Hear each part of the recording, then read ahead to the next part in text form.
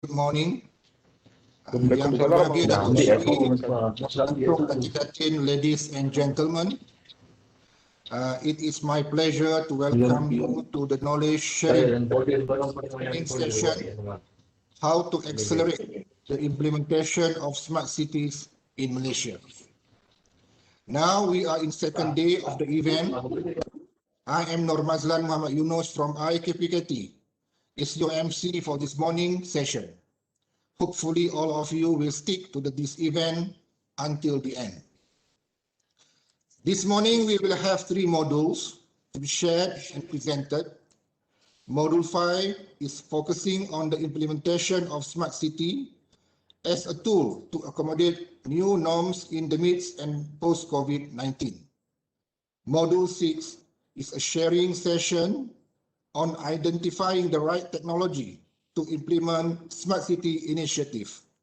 And the last module, which is module 7, will elaborate thoroughly on budget application for smart city projects. Hence, to start the ball rolling, I would like to call upon Madam Nur Azalina Yusnita Abdul Rahman, Director of I-KPKT, as a moderator for module 5. Madam Nur Azalina Yusnita, the floor is yours. Thank you. Okay, Assalamualaikum warahmatullahi wabarakatuh. Thank you, Cik Nur Mazlan. Okay. Assalamualaikum everybody. So I'm Nur Azalina Yusnita binti Abdul Rahman, moderator for this session. Okay, this morning session.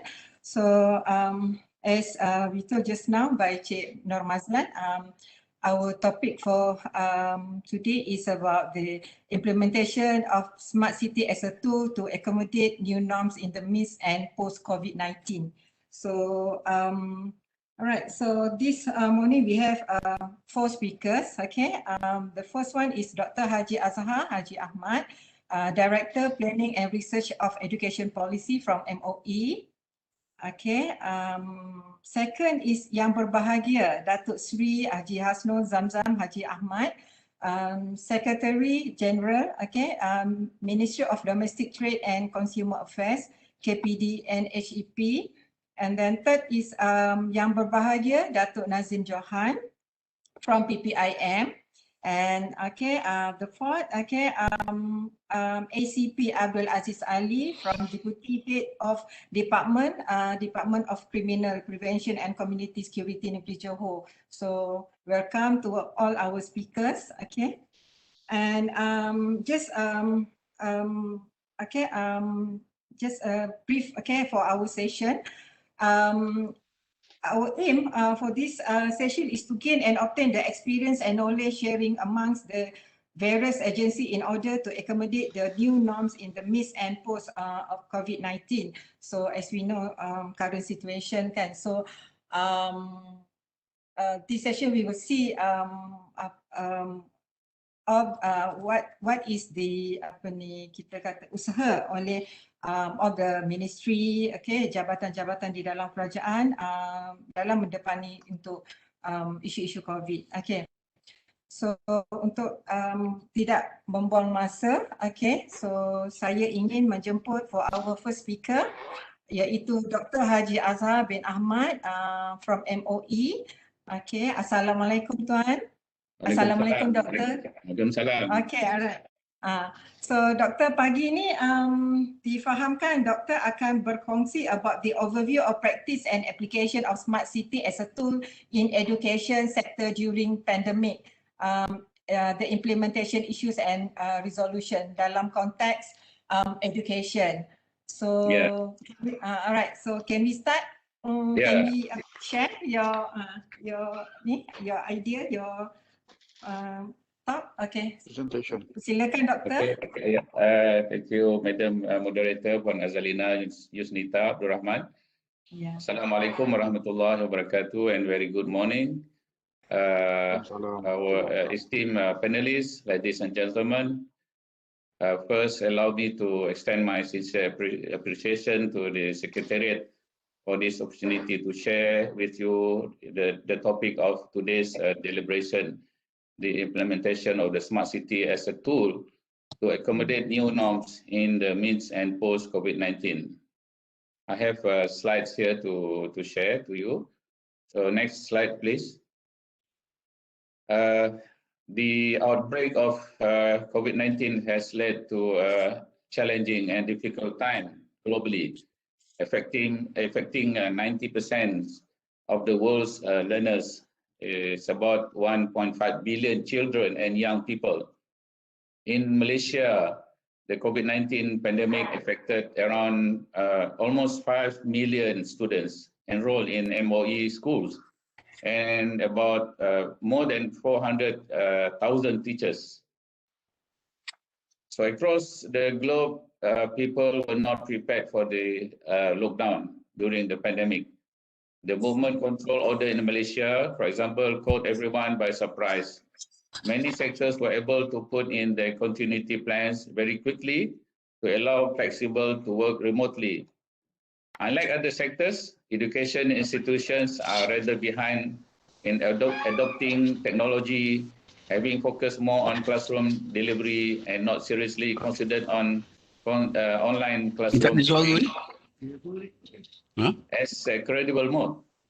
With school closure, teachers need to adopt to the new normal to quickly shift learning from the public space, which is our classrooms, to a more personal area online. Hence, the role of teachers has also evolved and has become so critical in this new normal. On the other hand, parents had to make adjustments to their daily activities to cope with their work and responsibilities, as well as facilitating their children's learning. I think all of us have this experience. Students too face the challenges of having to adapt quickly to the changes to their learning environment and overcome issues pertaining to isolation, anxiety about the virus, and the uncertainties about their future, especially for the SPM takers. At the ministerial level, short and medium-term goals during and post-MCO had to be realigned. In particular, in our 5 system aspirations, which are access, quality, equity, unity, and efficiency, to ensure relevance pertaining to the response and mitigation efforts carried out. Next slide, please. The transition from the physical classroom to the remote classroom was facilitated by the Digital Educational Learning Initiative Malaysia. We call it the LIMA in MOE, which has been in place since 2019 to integrate digital tools to support online teaching and learning. This platform, which offers free educational services and applications in one place, is accessible to all schools, teachers, and students, and in fact, to the general public. The MOE also rapidly set up various modes of remote learning, including non-digital methods, given that many of the Malaysian students' population does not have devices and access to the internet. These platforms include the EduWave TV that hosts on-demand content for students from pre-kindergarten to secondary school, education TV programs, terrestrial free-to-all TV via selected channels, and our latest Didik TV. Some teachers, in cooperation with district health officers, even send materials to students, especially in remote areas and for the indigenous communities like Orang Asli and others.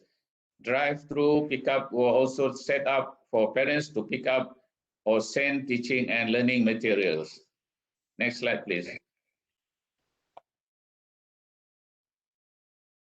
Even the challenges and initiative and lesson learned, even with the reopening of school, teaching and learning environment has changed as social distancing is integral to ensure school is safe.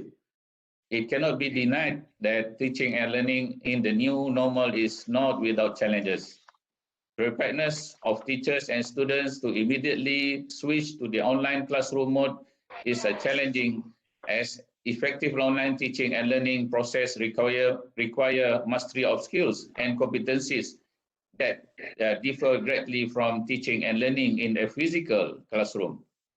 COVID-19 responses in education, which focuses on distance learning, will end up privileging better off students from households with greater levels of connectivity, supportive parents, in-home availability of books and materials, and the ability to access the benefit from distance learning.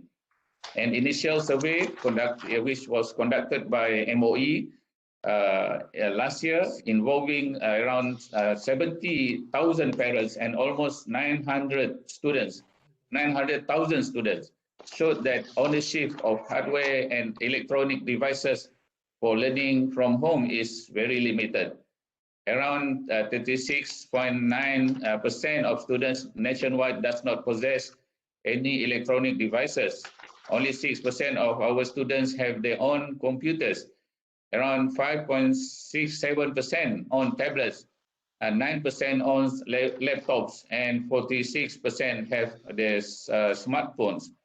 Even in areas where connectivity is available, affordability of parents is another issue to be considered. For children with special needs, the schools also functions as a support system which online learning cannot provide.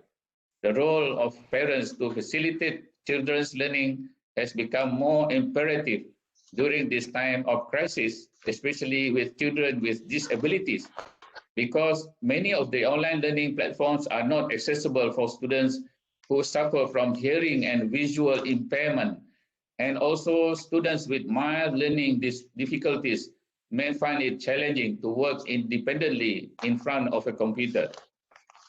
Madam Moderator, the COVID-19 pandemic has given countries a lot to reflect on the reality of social and economic gaps, digital divide, and the delivery system. The closure of schools will impact students' well-being as remote learning lacked peer-to-peer interaction. Hence, the role of parents to provide emotional support in the children's education process is very critical. Parental involvement is also important from the perspective of protection and safety of children when utilizing the online platform. When teaching and learning shifts to online platform, formative assessment will have to be enhanced. Teachers need to be empowered so that they are able to assess students' learning. School-based assessment will have to be given priority. The COVID-19 crisis requires a holistic approach. COVID-19 is a public health issue which requires multi-sectoral approaches to response, recovery, and resilience. MOE works closely with the Ministry of Health and the Malaysian National Security Council to ensure the safety and well-being of the school community. Next slide, last slide.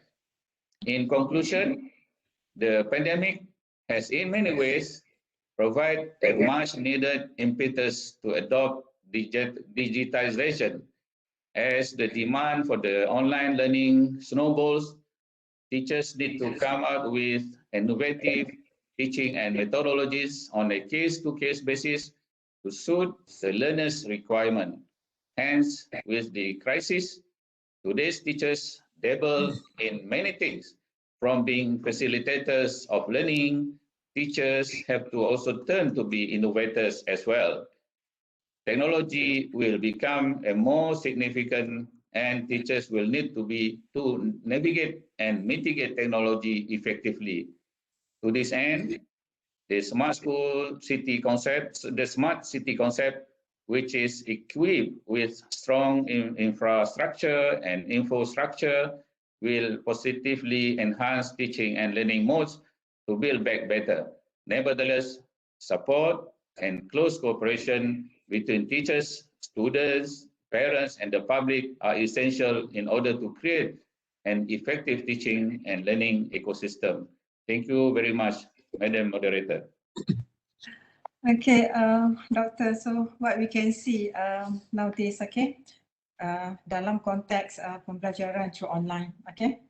So I think the most challenging to the ministry because most of the parents, okay, try to conduct their children at home, okay, learning through online. So what okay, so I can see that the most challenging for the ministry is to provide the structured module, okay, through for online punya learning. So sebab sometimes I can see that most of the teacher just share the YouTube channel to the children, to the students. So and parents have to help their children to learn. So okay, so can I know apakah tindakan ataupun apakah usaha yang inisiatif bagi MOE dalam konteks untuk pembelajaran through online yang kita providekan kepada students, especially yang sekolah rendah kan, primary school. Yeah, as I said before, we are trying our best to access to the students learning in various modes through online, offline, and also we call it offsite, whereby teachers have to send the teaching and learning materials to the students through various modes. So that was our effort, and now we are really what do you call it, leveraging on the digital technology through our dilemma. So our dilemma is so established by now, and our latest effort is through the what we call Didik TV. It's a very serious effort by the ministry with the cooperation from Kementerian Komunikasi to reach out to this the students, those who have not access to the internet, especially. So these are our effort, and we are very seriously thinking of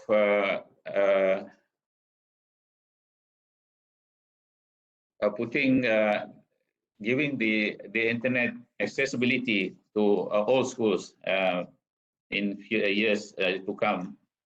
Okay, Dr. Thank you, Doctor. Sorry. Okay, we have one question from Encik Farabi Yusof. Okay, his statement. KPKT via Plan Malaysia and Standard Malaysia are working in developing smart city indicator based on ISO standard. One of the main indicator with regards to education is number of computer, laptop, tablet, or other digital learning devices, okay, available per 100,000 students.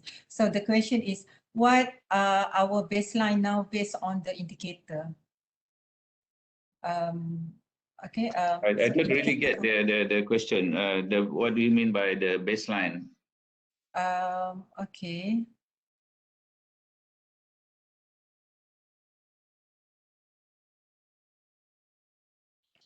Baseline. Okay. So yang this one of the indicator with regards to education is number of computer. Okay. Penggunaan komputer atau laptop. Okay. Untuk students. Okay. So what is the baseline untuk indicator dalam penyediaan gadget and all the as of now, we realizing that this is one of our challenges to conduct the online teaching and learning to our students, because we have to rely on the gadgets, the computer especially, and also as well as the connectivity for the student, and also for the teachers, and also on the issue of the data for this to conduct this teaching and learning process online. So we have identified our challenges. We have made a stock take on this.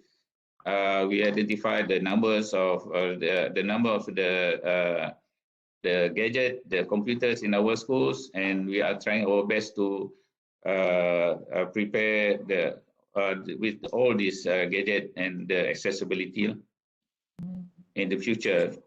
This it will involve a lot, much of our allocation, you know. Okay, all right. Thank you, Doctor. It's a very interesting, sharing with us.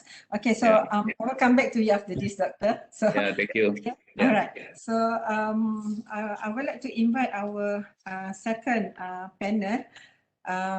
Yang berbahagia Datuk Sri Haji Hasnul Zamzam Haji Muhammad. Assalamualaikum Datuk Sri. Waalaikumsalam. Okay. Sihat Datuk Sri ya? Alhamdulillah. Okay. So Datuk Sri, you will share with us the experience of using the smart city concept as a tool in daily consumer activities. Ya Datuk? Yeah. Okay. So, Alright. It's a very interesting. Okay, so saya boleh jemput Datuk Sri untuk berkongsi dengan kita. Ya, Silakan Datuk Sri. Assalamualaikum warahmatullahi wabarakatuh. Alhamdulillah. Thank you to Madam Moderator, to the organizer, as well as distinguished panelists who joins the session this morning. Allow me to put on some points with regard to some of the activities related to trade and businesses in the country in the context of smart cities, efforts to digitalize the economy, and various parties that have making their efforts to come up with programs and activities to further enhance the digitalization of economy. And I think smart cities is the platform whereby many of those happenings are taking place. And with the occurrence of smart pandemic recently, I think some of the agenda has to be accelerated. I like to quote Dr. Mahathir Mohamad while he was the Prime Minister and during the launching of the Malaysia Smart City Framework on the 23rd of September 2019. He said that we envision smart cities that are integrated with sustainable technologies in the city's services such as 5G connectivity, cashless community, autonomous public transport, drone delivery, energy efficient buildings, smart treatment water, waste management, and others that can improve the public safety and the quality of life of our citizens. I think with the incidence of a pandemic, COVID-19, many of those agenda somehow has to be accelerated. There is a sense of urgencies that we need to respond as quickly as possible to prepare not only to overcome the challenges brought by the pandemic, but also to prepare our life, especially in the cities, for future emergencies such as the pandemic. I'd like to go back a little bit on the background, whereby the country has decided to continuously promote digitalization in enterprise operations to accelerate productivity. Among others include digitalization of the economy, and Malaysia is currently being spearheaded by the Malaysian Digital Economic Corporation, or MDEC, under the National E-Commerce Strategic Roadmap, NESR, developed in 2016. It aims to double e-commerce growth in Malaysia by 2020 through 15 programs under 6 key thrusts. Under this program, the Ministry of Domestic Trade and Consumer Affairs is the program lead in increasing awareness of consumers' rights and redress channels via advocacy programs conducted by the Ministry with the aid of the NGOs and the Tribunal for Consumer Claim roles in addressing redress claims by consumers. Concerted efforts by the government via NESR to boost the digital economy has been fruitful. E-commerce has been the largest contributor with an overall GDP contribution from RM 89 billion in 2015 to 137 billion in 2019. This shows that initiatives done by MDEC, MEDEC, MITI, and Ministry of Domestic Trade and Consumer Affairs have been successful in encouraging technology adoption by the business sector. On a more recent development, during MCO period, distributive trade sector saw a significant increase in e-commerce transaction.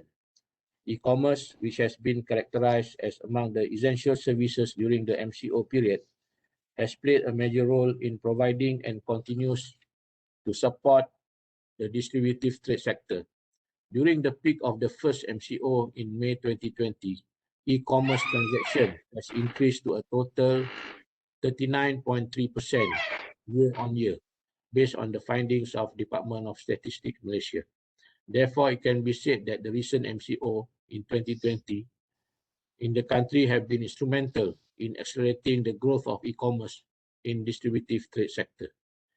Also, during this particular period, more businesses have begun to uptake digitalization, thus continuing the upward trend of e-commerce transactions. With the right ICT infrastructure put in place by the government, especially in urban areas, businesses were able to stay afloat by making their business present over the web via online platforms. These platforms also provide consumers with various options and supply of service providers during the lockdown period. In 2010, Bank Negara Malaysia launched the Financial Sector Blueprint, which had an aim to roll out policy initiatives from 2011 to 2020 to increase cashless transactions in Malaysia. Going cashless has several advantages. One, it reduces opportunities for tax evasion and corruption due to less cash being exchanged from hand to hand. Cashless transactions can also boost economic growth and GDP as it encourages spontaneous buying by consumers due to the ease of use that debit cards and e-wallets provide compared to hard cash in hand. Businesses can also benefit from the usage of e-wallets by improving their operational efficiency via effective inventory management, thus lowering their operation costs. It also reduces their dependency on manual labor. Going cashless is also more secure in the sense that there is an electronic trail to any transaction made by an individual and can be traced back if there are disputes by either parties. Consumers are also able to conduct their transactions conveniently through their smartphones or debit cards. It is due to this ease of conducting financial transactions that makes it the biggest motivator for one to go cashless. By going cashless, there are also myriad of choices consumers are able to make when it comes to making their purchases. As e-wallets and debit cards become widely accepted as the currency of economy in traditional brick and mortar stores, consumers are also able to access virtual marketplace and platforms offered by businesses such as Senheng and Eon at any given time or place. Consumers are able to experience shopping through these omni-channels and omnipresence, where there is seamless interaction between both digital and physical marketing platforms. For example, consumers are able to go and touch products that they wish to buy in the physical stores and later on make their purchases via the online platform provided by these businesses. This would not have been possible without the introduction of e-wallets or other means of electronic payment channels. On the flip side, however, there can be some drawback to cashless transactions. There may be the fear of falling victim to identity theft, alongside the threat of malware and viruses spread by cyber criminals. Consumers will also be vulnerable to online fraud, where cyber criminals mask their scams within fake websites to resemble original websites. This can be overcome by advocating consumers of awareness programs to protect consumers from such events. E-wallet adaptation in Malaysia, current status and challenges. The Ministry is currently actively encouraging the distributive trade sector to continue to use e-wallet. Currently, there are 48 e-wallet providers in Malaysia, such as GrabPay, Alipay, Maybank to You, Boost, Kptp, Razorpay, and Vcash, and so many others. In order to further promote the usage of e-wallets, the government, via its e-Penjana initiative, beginning on 31st July 2020, credited a total of RM50 into the e-wallet accounts of a targeted 15 million Malaysians with the aim of encouraging consumer spending through three major e-wallets providers in Malaysia. That is Grab, Touch and Go, e-wallet, and Boost. These e-wallet providers in turn provide additional forms of incentives through vouchers, cashback, and reward points to further promote the usage of their services. In 2020, Ministry of Domestic Trade and Consumer Affairs conducted a quick survey on e-wallet adaptation by selected subsectors in wholesale and retail trade, in which out of a total number of 9,298 outlets, 93% of them has adopted the usage of e-wallet, with majority of the uptake being established players such as Tesco, Eon, Econsafe, and Mydin, allowing the usage across all of their establishment. It is also observed that there is low uptake by WRT subsectors in the non-urban and rural areas. Among the factors that continue to hinder those development are the level of infrastructure readiness, such as connectivity, internet speed, cost, and related fees. Low online marketplace presence due to the lack of relevant infrastructure, and low awareness of e-wallet usage amongst consumers and retailers. The Ministry is aware that these gaps do exist, and as such, we are currently looking to address these gaps by launching a concerted effort to further spur e-commerce on a national platform. Way forward on retail digitalization initiative. To ensure that not a single retailer is left behind in terms of e-commerce, efforts done must involve all the relevant players, be it from the private sector or the government. The Ministry is gearing up our retail sector digitalization efforts by continuing to engage with relevant market players such as MDEC, local authorities, financial institutions, e-wallet providers, and the likes. The Retail Digitalization Initiative by the Ministry is an effort to encourage the wide usage of e-wallets in the new norm by both businesses and consumers. Targeted for education in 2021, this initiative will be done in two phases. The first set to kick off in the month of March and April 2021.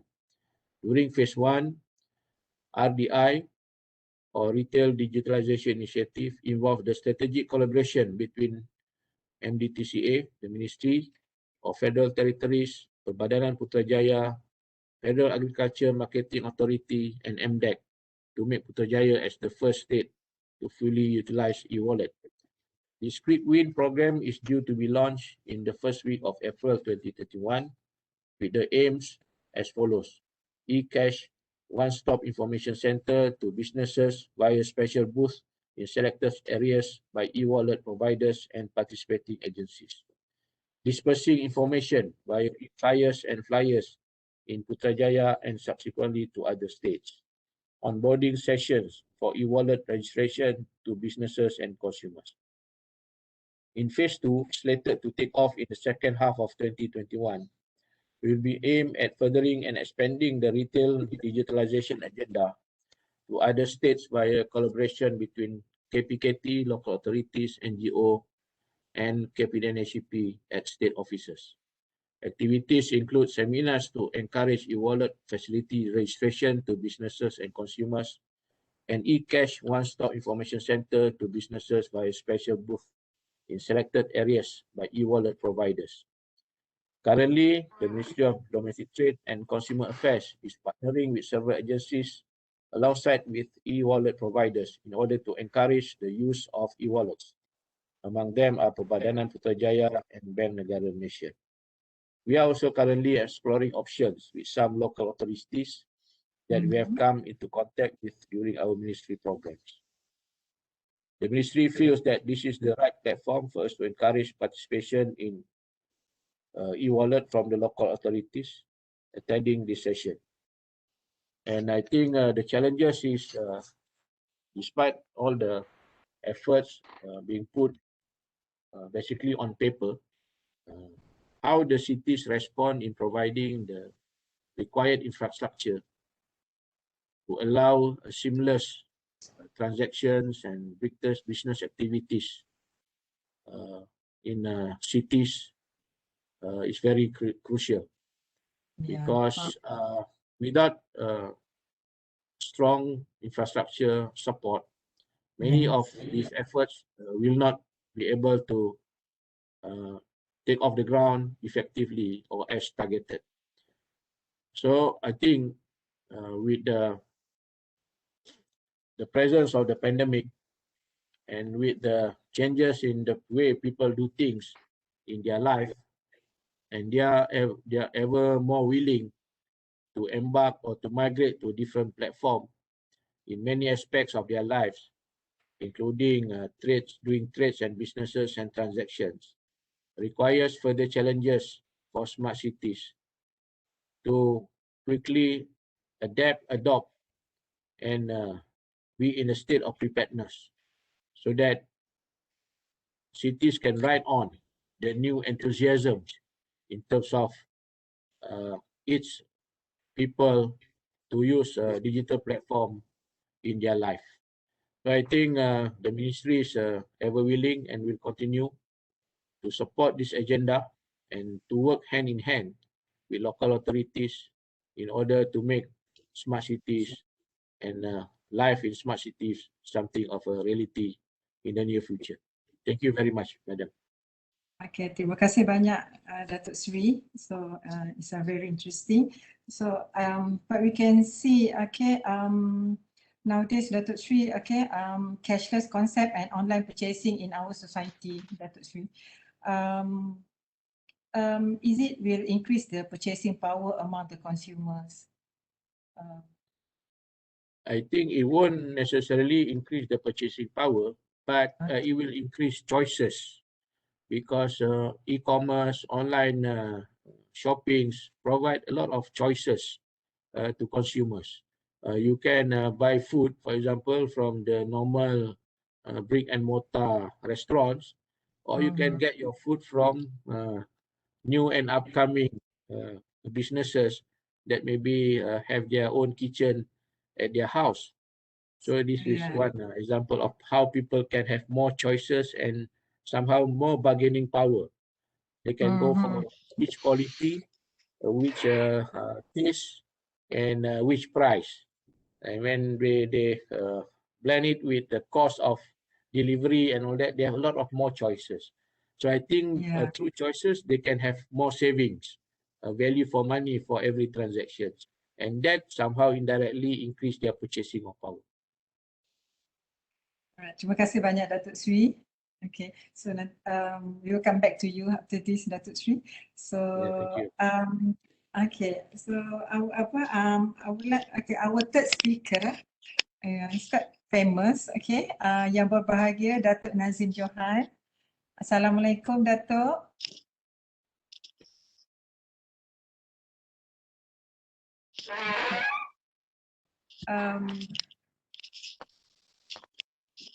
Okay, Datuk Nazim Johan, can I hear your voice? Boleh dengar tak? Okay. Ya, dengar ya saya. Okay. Okay. Selamat pagi Puan Moderator. Terima kasih. Cuma yang introduction tu macam tak apa kena. Bukanlah fenomena pun kita buat kerja aja. Tu bos saya tu kat apa ni KSU tu dia tengok saya dan kita macam mana kata dia. Ya, kawan kita daripada Johor tuan. Apa khabar? Mike dan lain-lain lah. Okey.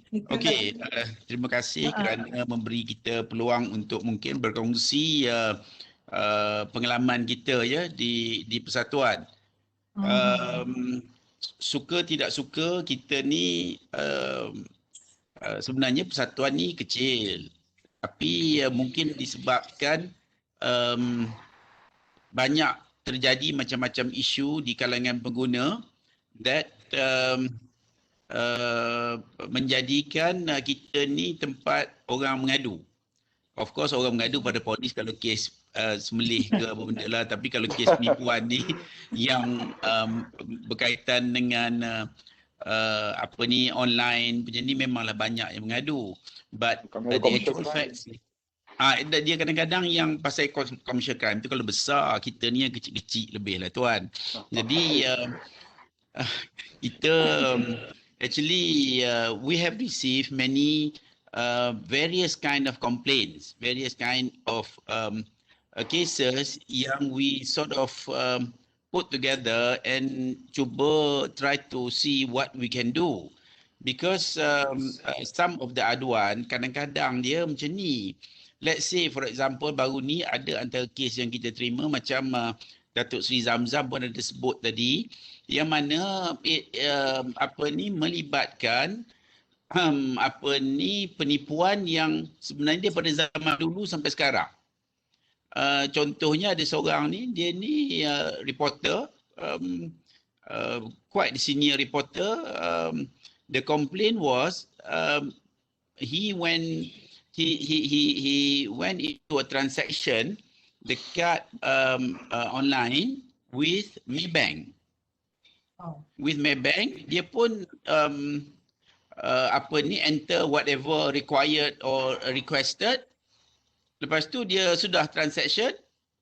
Lepas tu sekali lagi dia tengok duit dia dah habis. Jadi sebenarnya cerita dia dia phishing kan dia tuan, dia jadi dia scammer, memang scammer. Jadi ceritanya begini, nombor satu, benda itu keluar dan dia masukkan maklumat dia. Dia dah masuk, orang tu dapat maklumat, pergilah ambil duit dia. Jadi nanyalah habis gaji dia bulan tu habis. Tak pasal-pasal aja. Jadi itu very senior reporter. Maknanya orang lama lah juga. Kalau saya lagi Datuk, saya sebenarnya tak pandai benda ni, dan saya pun rasa sebab saya ni dah tua tak sempat nak pandai lah, biarlah yang tu biar orang lain buat.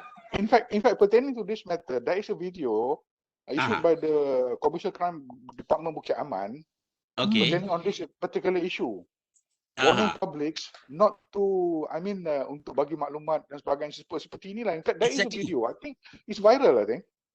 Mungkin tapi tuan, the unfortunate part is many of us are still very ignorant. Mungkin tak tengok, tak perasan pasal dia punya fake, dia punya dia punya page tu lebih, dia kan boleh kata 100% lebih kurang sama. Dia pun ada ambil gambar. Yes. Very convincing lah. Very convincing. Kita tak suspicious. Kalau polis dia mungkinlah suspect. Kita ni manalah orang on the ground ni, kita tak perasan benda tu pun sama aja. Jadi akhirnya pada aduan ini sebenarnya dia mengadu pada polis. Yalah, polis pun benda ni nak buat apa, benda duit pun tak ada, account pun macam-macam, mion lah segala benda. Jadi dia mengadu pada kita, tapi kita melihat bukan lepas sudut nak ambil duit balik pun, tapi sudut macam mana what we need to do to ensure this kind of transaction would not become a culture, because if this is allowed unchecked, it will somehow undermine the trust in the public to do transaction online. Jadi there is this doubt. Macam mana kita nak check benda tu ya ke tak ya? Apa yang kita nak bezakan orang biasa yang bukanlah 100% literate. Kalau people from MCMC mungkin dia tahu, tapi berapa orang yang have that kind of knowledge to be able to detect and to do what is to do next. Maknanya sama ada nak report pada commercial crime ke, atau nak report pada MCMC ke, ataupun nak nak report pada bank. Jadi bank pun bila dia report pada bank kata too bad, no, we can't do anything because you masuk page orang lain. Jadi benda yang macam ni somehow dia agak banyak berlaku. Dan ini mungkin satu area yang mana mungkin MCMC sendiri kena ada kaedahnya. Mungkin siapa-siapa yang nak masuk ke dalam transaction terutama yang melibatkan keuangan ini kena melalui satu gateway daripada MCMC contohnya. Pasal kalau tidak, people go everywhere, mana-mana pun benda tu keluar. Dan antaranya ini tuan polis kita ni sudah tentu banyak menerima aduan kerana dalam isu mule account ni pun maknanya diorang boleh contohnya nak pinjam duit daripada Along. Memanglah pinjam duit daripada Along ni salah, tapi dia tak kata dia Along, dia kata pinjaman berlesen. Lesen daripada Kptp kata dia. Jadi lepas tu bila benda ni terjadi, dia pergi ke contohnya dia kata nak pinjam duit pergi ke GoBear. Ada dia punya website tertentu. Ini dah bertahun-tahun kerja dia menipu saja. Jadi dalam GoBear tu masuk maklumat nak pinjam duit masuk. Jadi benda ini telah menjadi semacam punya trend yang tidak macam seolah-olah tidak diambil tindakan. Macam mana polis nak ambil tindakan? Itu bukan kerja polis betul. Mungkin MCMC. Macam mana MCMC nak ambil tindakan sedangkan website terlalu banyak nak handle macam ni. Jadi mungkin juga something must be done to maintain the trust of the public. Memang public percaya dan public pun ramai juga yang suka menggunakan transaction melalui online ini, tetapi banyak juga yang kena tipu. Jadi pasal saya dia pun tak tahu. Ramai. Jadi contohnya baru ni nak beli phone murah. Ini pasal kita lah nak pakai ratus orang. Jadi belilah telefon, order telefon yang kecil yang zaman dulu tu tuan. Yang bukan smartphone ni. Jadi order banyak-banyak, rupanya satu pun tak boleh pakai. Jadi kita nak call balik pun dia. Jadi maybe, tak tahu, mungkin kena minta pihak polis juga untuk mencadangkan. Maknanya sesiapa yang nak menggunakan transaction yang berkaitan dengan keuangan especially kena melalui satu proses. Contohnya, proses itu dalam satu platform yang mana dipantau. Siapa yang nak masuk platform itu dipantau. Jadi kalau dia nak masuk, dia kena daftar, dia kena hantar whatever. Kalau tidak, dia tidak dalam platform sedemikian. Pasal kita nak mengelakkan penipuan. Pasal penipuan dalam online ni, kalau ikutkan pengalaman kita, kalau dah masuk, kena tipu, orang pun kita tak tahu, memang pakai tak lah. Pakai tak boleh nak buat apa. Jadi itu kena minta Tuan Aziz mungkin boleh cadang lah, maknanya dia berurusan dalam platform yang telah diproses ataupun telah di screen. Jadi contohnya kalau Maybank betul ada dalam tu, Maybank tak betul tak boleh masuk lah. Jadi tak adalah orang pula terkena pula lagi dalam transaksi dia. Jadi kita tak boleh nafi, there are people who are ignorant actually. Memang dah banyak kali tahu banyak kali, but still masa saya sebelum ni saya ketua polis daerah di Sepang, I tell you it is surprising the amount of people coming to see me bagi tahu kena tipu dengan pegawai custom kononnya di KLIA. Masukkan duit dan datang barang tak sampai, dengan macam-macam scam lah every day without fail. I think, you tak baca paper ke? You tak ni ke? Tak tahulah kata. My goodness, I tell you. Kadang-kadang cikgu pencen pun kena tu. Habis semua duit pencen, duit gratuity semua habis. Tuan. Dia tahu orang pencen tu. Tak, tuan, macam ni tuan. Macam ni, puan. Di pengalaman kita orang biasa kena tipu ramai. Tapi kita ada kes yang besar yang melibatkan satu bekas politician yang 5 kali jadi jadi wakil rakyat, seorang doktor, dan ada lagi seorang chartered accountant yang menjadi sekarang ni board of director satu bank pun. Tapi pun kena tipu juga pasal dia menggunakan bahasa yang baik. Dan dia pun berani, kalau polis dia tak berani lah nak tipu. Tapi orang lain ni. Jadi dia pun pilih. Dia nak cari, dia nak pilih nak ditipu pun dia very lebih IQ dia lebih tinggi kan. Dia tengok ini jangan cari pasal. Yang ini boleh. Ini kadang-kadang jenis-jenis orang yang nak pencen tu yang nak buat duit. Jadi they go for that kind of selected target apa ni kata orang yang mana dia yakin dia boleh tipu, dan orang ni tuan-tuan dia pun di training pun kira dahsyat juga. Jadi ada contohnya, dia satu contoh yang saya cakap tadi, accountant, dan ada seorang ni dia ni manager, dia nak pinjam duit dengan Along pasal dia nak kahwin. Itu pun adalah cerita, tak kisahlah itu maknanya dia nak pinjam duit dan tawarannya okey nak pinjam 20,000. Tapi akhirnya Along yang apa ni the other side tu sampai mempengaruh dia sampai apa ni kata orang memasukkan duit untuk proses stamping, legal, semua sekali tu, dan last tu dah dia dah bayar 10,000. Dia nak pinjam loan 20,000, tapi dia boleh sementara tu pinjam dia dah masuk 20,000 dah. Dia mula-mula 10,000. Tuan, pasal dia kata macam ni tu, you masuk sekarang 2 jam lagi dapat. Contohnya. Jadi dia ni beri sampai akhirnya dia masuk bukannya 20,000, dia dah masuk sampai 30,000. Dan dia pasal dia kata orang tu kata kejap lagi 1 jam dapat duit, dia sampai ambil duit yang dipegang untuk duit syarikat dia sampai habis. Dan datang kita mengari nak bunuh diri. Jadi kita pun tak tahu nak buat macam mana lah kita.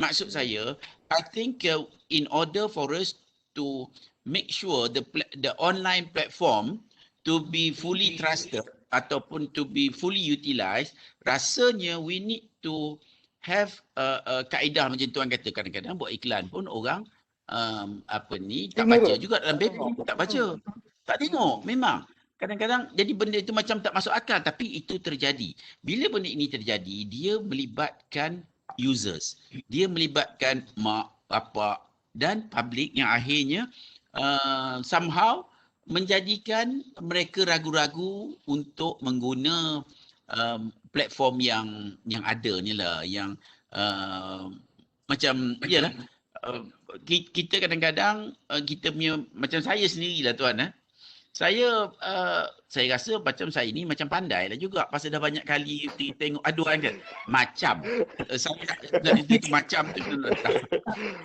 Tapi tuan, saya sendiri kena. Tapi bukanlah kena macam mana. Kan itu yang saya kata tu. Jadi bila saya tengok telefon, dia kata apa khabar kata dia. Kita pun siapa dia ni, pasal nombor pun tak keluar kan. Apa khabar? Dia kata baik-baik, kita tengah macam-macam hal ni. Dia kata macam ni tolong I sekejap, kata you masukkan I 500 dalam akaun pasal I sangkut beg I hilang dekat Sabah kata dia. Jadi I tak, esok balik I jumpa you, I bagi duit balik. Kita pun tak sempat nak fikir nak engage macam mana otak ke benda. Lepas tu tuan, tapi kita pun cakap ke PA, you masuk ni dan bagi nombor akaun masuk. Pasal kita pun tak kenal siapa dia, tapi kita beranggapan mungkin kawan-kawan lah. Jadi masuk 500. Jadi lepas tu 1-2 hari kita pun macam lupa juga sebenarnya. Lepas tu ada terima satu lagi panggilan. Apa khabar kata dia? Ni mana pula ni orang lain pula apa khabar ni kan. Pasal yang biasa kita tengok nama dia. Lepas tu dia kata saya tersangkut dekat Sarawak kata dia. Pula lagi sekali. Jadi benda ni tapi tuan, dia dilatih. Orang ini dilatih untuk buat duit. Dia bercakap dengan saya rasa tak sampai 2 minit. Bisnes tak sampai 2 minit dia dapat 500. Kalau dia buat pada seorang 500. Kalau dia buat pada 10, mungkin kalau dapat 2 orang ke 3 orang pun dah banyak mana. Kalau jadi senang meniaga tak payah modal. Jadi saya rasa macam MC kena buat sesuatu dan benda ini perlu dilihat secara serius kerana macam tuan lebih familiar lah yang mule account ni kan. Mule account ni satu aspek penipuan pasal duit tu dia nak masuk kat mana. Macam yang dia tipu saya 500 tu, dia dah tentu masuk mule account. Betul. Dia tentu masuk mule account. Kalau saya report polis, maknanya yang kena tu pemilik account tu bukan tuan. Pemilik account tu lah yang akan kena. Jadi benda ini terjadi. Tetapi saya nak juga minta pihak polis, baru ni pun ada jumpa dengan pengarah commercial crime di sini, Datuk Zainuddin yang kita dengan Datuk Kamaluddin pada hari itu, kita perlu juga lihat daripada aspek tambahan, iaitu yang melibatkan, pasal dia pun cakap kalau tak ada MU account, tidak akan ada penipuan online. Jadi dia berpegang teguh kepada menentukan MU account ini tidak akan bertambah.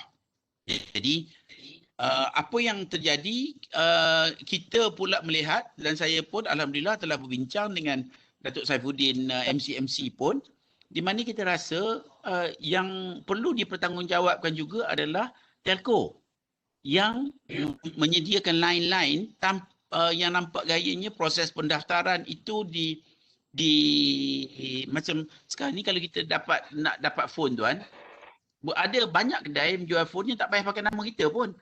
Dia bubuh nama orang Indonesia, orang Bangladesh, orang mana. Jadi line tu digunakan untuk menipu lah. Boleh, mudah. Tak ada siapa boleh trace. Jadi itu satu, dan saya rasa pihak bank pun perlu dipertanggungjawabkan kerana mereka ada transaksi yang masuk, buka akaun hari ni student, esok masuk RM5,000, lepas tu RM2,000, lepas tu RM10,000. Jadi bank juga kena melihat daripada sudut menjaga kepentingan pemilik akaun, terutama apabila ada macam keraguan lah. Jadi itulah sedikit. Itu kena.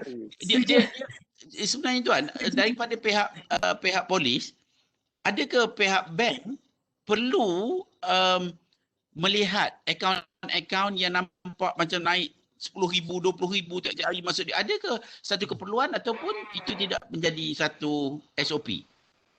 Sebenarnya bank negara ada kaedah yang untuk detect suspicion transaction dengan ni. Bank negara memang ada kaedah dia.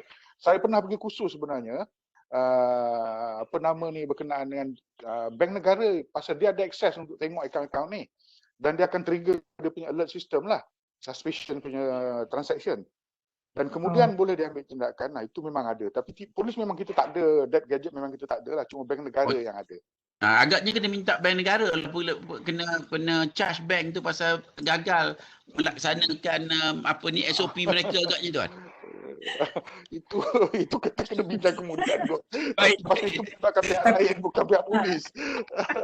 Saya rasa mungkin sedikit perkongsian berdasarkan tadi yang berbahagia Datuk berkongsi dengan kita berkenaan dengan platform lah kan, kita guna yang digital online punya ni, terutama sekali website. Saya rasa website ni contoh dia kan website yang kita kata fake, website yang tipu ni kan, yang kita masuk, kita transfer duit dan sebagainya ni, yang ni saya rasa memang tak ramai rakyat di Malaysia yang ada knowledge untuk identify yang website ni betul ataupun tipu ataupun palsu kan, yang scammer punya. Itu antara knowledge yang saya rasa di peringkat ramai rakyat yang tak tahu. So itu antara yang menyumbang juga kepada penipuan. Sebab saya baru ni pun saya ada terjumpa dalam sedikit perkongsian daripada pihak Islam tu. Dia beritahu website dia yang sebenar adalah ini yang ada kan. And then website yang fake punya adalah yang sebegitu. So, jadi yang fake pun kan, yang fake pun esok dia ikut di mana yang betul. Betul. Itu susah nak membezakan tu kan. Okey. Alright, terima kasih banyak Datuk Nazim kan atas perkongsian Datuk tadi. So dalam keadaan yang era digital ni pun kita lihat bagaimana banyaknya peluang untuk berniaga dan sebagainya juga lah ya, ruang-ruang untuk rakyat tipu dan sebagainya. And the statement is treatment dia. Right. Okay. So yang keempat, saya menjemput ACP Abdul Aziz Ali untuk berkongsi berkenaan dengan topik kita the implementation of smart city as a tool in daily tasks of PDRN, especially on community security and criminal prevention during pandemic. Dipersilakan tuan. Terima kasih Puan Moderator. Assalamualaikum warahmatullahi wabarakatuh kepada tuan-tuan semua, Datuk Seri, Datuk-Datuk.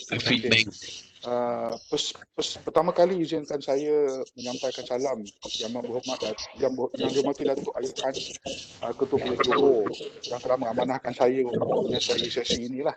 Saya tak semua dengar dengan jelas pasal saya punya mikrofon ni tak apa jelas sangat. Tadi berkenaan dengan Datuk Nazim Johan tadi Datuk, sebenarnya masa saya ketua Polis Daerah Sepang, banyak kali sebenarnya saya buat PC. Saya ceritakan berbagai teknik yang digunakan oleh scammers ni lah. Tapi masih yang datang tu yang saya heran. Tapi jelah, nak cakap macam mana. Memang saya akan buat press release, saya bagi tahu ini berlaku. Anyway, tak apalah. Anyway, coming back to my topic, which is the implementation of smart city as a tool to accommodate new norms and needs and post of COVID-19. Kanan tulis, as an overview, smart city should be identified as a city that practices high information and telecommunication technology in order to handle urban issues, to sustain community lifestyle, to protect environment, to empower safe quality life, and also to build better future generations. Ada slide saya percaya Puan Slide tulis ada ke Puan? Slide? Ada ke slide tulis? Saya dah hantar tadi slide. Okey, saya difahamkan cuma ada satu slide saja tadi daripada MOE, sebab yang lain tu saya tak dimaklumkan. Okeylah, tak apalah. Okey. Tak apalah, nanti later mungkin saya akan provide. From the perspective of public services, the important elements of a smart city involves satu, citizen-friendly and efficient delivery of public services. Yang kedua, proactive resolutions to public issues. Yang ketiga, minimal interferences and inconveniences to the citizens and communities in their day-to-day pursuits. High adaptability to new technologies and processes with the objective to perform a leadership role for the urban centres. Dan akhir sekali ialah self-improving process in systems in terms of efficiency, resilience and robustness. Slide saya yang kedua sebenarnya, tapi tak apalah, tak ada slide.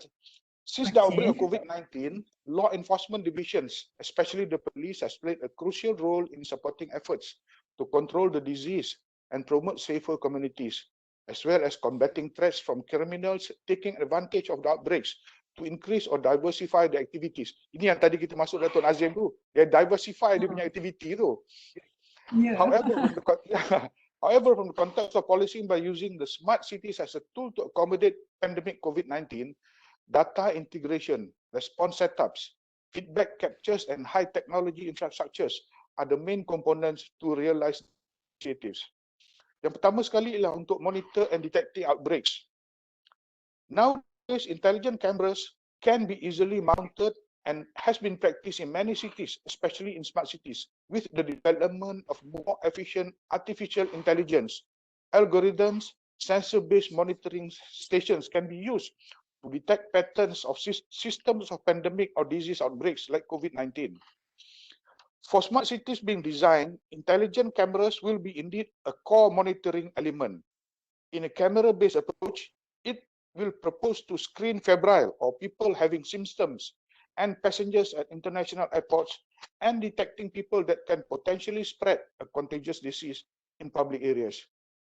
This camera combines smart algorithms to assess the heart rate, the body temperature, and the respiration rate of the people. The detection process through smart cities in effort to accommodate post-pandemic COVID-19 also can use drone as a camera equipment. Drone is the current technological gadget which is practically and synonym to create a new accommodation for smart cities. Moreover, drone can also be used to detect if public citizens are not respecting established quarantine procedures, disobey the regulations within pandemic, such as not wearing face masks, refusal social distancing, and fail to apply to proper and frequent cleansing procedures. In general, artificial intelligence cameras and drones will be a powerful new weapon against infectious diseases, especially when models and algorithms are defined to predict new outbreaks. And therefore, we believe that development of high integrated smart cities with lots of different data sources will be the most important factor when facing a pandemic. The next part is altering and mitigation. When an outbreak or pandemic is detected, different resources should be employed to mitigate its impact. Actually, cities need to have well-defined plans to mitigate an outbreak or pandemic as soon as possible, potentially reducing the number of deaths and also the number of newly infected people. There are different alerting and mitigation approaches when responding to detect outbreaks, as can be seen in academic works and practical developments. We suggest that 4 basic procedures, which is in the alerting and mitigation approaches, that should be implemented when creating smart cities, which is as follows. 1, the implementation of intelligent healthcare systems and automized hospitals. This has to be a central element for future smart cities. The number of available hospital beds, medical staffs, and medicine has to be managed in advance. Processing, statistical data, or even medical staff employing. The second is smart transportation, which involve the way of people moving in large cities and is to determine the spread of any contagious disease. Hence, smart transportation can also be an ally to prevent or mitigating the effects of an outbreak or pandemics. Processing data by smart cities infrastructure, affected areas can be rapidly isolated, limiting the movement of people from and to that area. Public transportation can also display warning messages and instructions on how to prevent from being infected. The next point is response team. After a pandemic is detected, the city must act very quickly. Public decontamination, profiling isolation, and tracking of infected people are some examples of required responses, which will typically involve public health workers, transit agents, police, and special responses team. Some new technologies and development in smart cities can play an important role in these mitigation processes, using drones or robots to alert and guide people about quarantine restrictions. Supplies, vaccines, sanitize, and clean the places affected are the technologies which can be established in a smart city. The next point is alerting and notification messages. When emergencies are detected, people must be alerted. In fact, the level of digital integration of all actors or elements in a smart city will dictate the probability of warning messages to reach most people. These alert messages maybe can use personal smartphones, for example, recipients like inhabitants, communities, government workers, healthcare and staffs, and etc. Thus, for the suggestion, the broad components of a smart city police can be set up maybe as follows. 1, the city-wide surveillance, triggering systems and monitoring setup, comprising of CCTV cameras, field sensors, body-worn cameras, surveillance smart drones, and etc. And this system should be used at the national border in order to combat illegal immigrants, human trafficking, drug and arms smuggling, subversive activities, and etc. Body-worn cameras can be used to create a video pool of information and serve as a deterrent in managing law and order. Smart drones can help to access illegal activities through blind spot areas, while smart CCTV in borders can be available to catch persons identification, vehicle identification, event identification, and also movement identification. It is also an enterprise, such as a level intelligent database interrogation setup to enable all smart city systems and databases to share and draw intelligent linkages. It is also a setup for extracting data from open sources and for harnessing crowd-sourced input. Community policing in a smart city should be undertaken through community groups on social media, group messaging applications, complaints amenity apps, more like volunteer smartphones patrols and e-aduan and etc. The data generated through community policing initiatives should be integrated with other databases for generation of actionable intelligence. Sorry. An intelligent traffic management system for the handling of vehicular traffic data feeds, analysis, response systems. These smart traffic solutions for road jams can be practiced, in fact. For example, the model can build up alternate route in peak times or unplanned accidents, or manage gateways for life-saving ambulances and police vehicles to choose the most efficient path to reach a place of accidents and scene of crimes. It is also a central command, control, coordination, and intelligence sector for bringing all of the above components under one roof for better functional cooperation and coordination, especially of response system. Public caller in distress should be integrated among this system to share efficiency on fields unit such as patrol element, response team, and serious crime task force. Information security or cyber security setup for ensuring the security of database, application, and tools that form the backbone of the smart city intelligent decision-making system, and social media monitoring and analysis. Ini yang kita cakap tadi, Datuk Nazim. Social media monitoring and analysis. These medium nowadays are used to create propaganda, connecting and mobilizing mass movement. So, along with analysis and action, the tool will also focus on correcting or clarifying the misinterpretations in circulation on media social. As for the current cities which has initiative to accommodate the new norms are, of course, Malaysia through my suggested application and Telegram groups to disseminate information. There is also PKRC, which is a COVID-19 quarantine and low risk treatment center, and CAC, COVID-19 assessment center. In Singapore, they have applications, contact tracing application, which is to detect nearby people who are infected, and also one-way WhatsApp information. In London, there are London Digital Healthcare. In Seoul, there are Seoul Digital and Innovation Health Program. In Helsinki, Helsinki Smart Region, and in Sydney, My Health Record and Secure Alert Messaging. These are all implemented in smart cities in those countries which I've mentioned earlier. Finally, as a conclusion, this pandemic are real, and scientists all around the globe expect that they will be more frequent and potent in the future. The preparedness for them is urgent, and governments must take it seriously. The COVID-19 has brought new challenges and new norms for creating fast responses to mitigate the dramatic effects of this pandemic. In this context, actually, there is no silver bullets, and each city has to apply technological solutions to fit better to the encountered challenges. Nevertheless, the construction of more efficient smart cities can significantly support better response to outbreaks, which may be crucial in saving lives in the future. Terima kasih. Assalamualaikum. Salam warahmatullahi. Okay, Tuan, okay, from the PDRM point of view, is it smart city approach can help a lot in terms of enforcing the law, reducing the crime rate so far?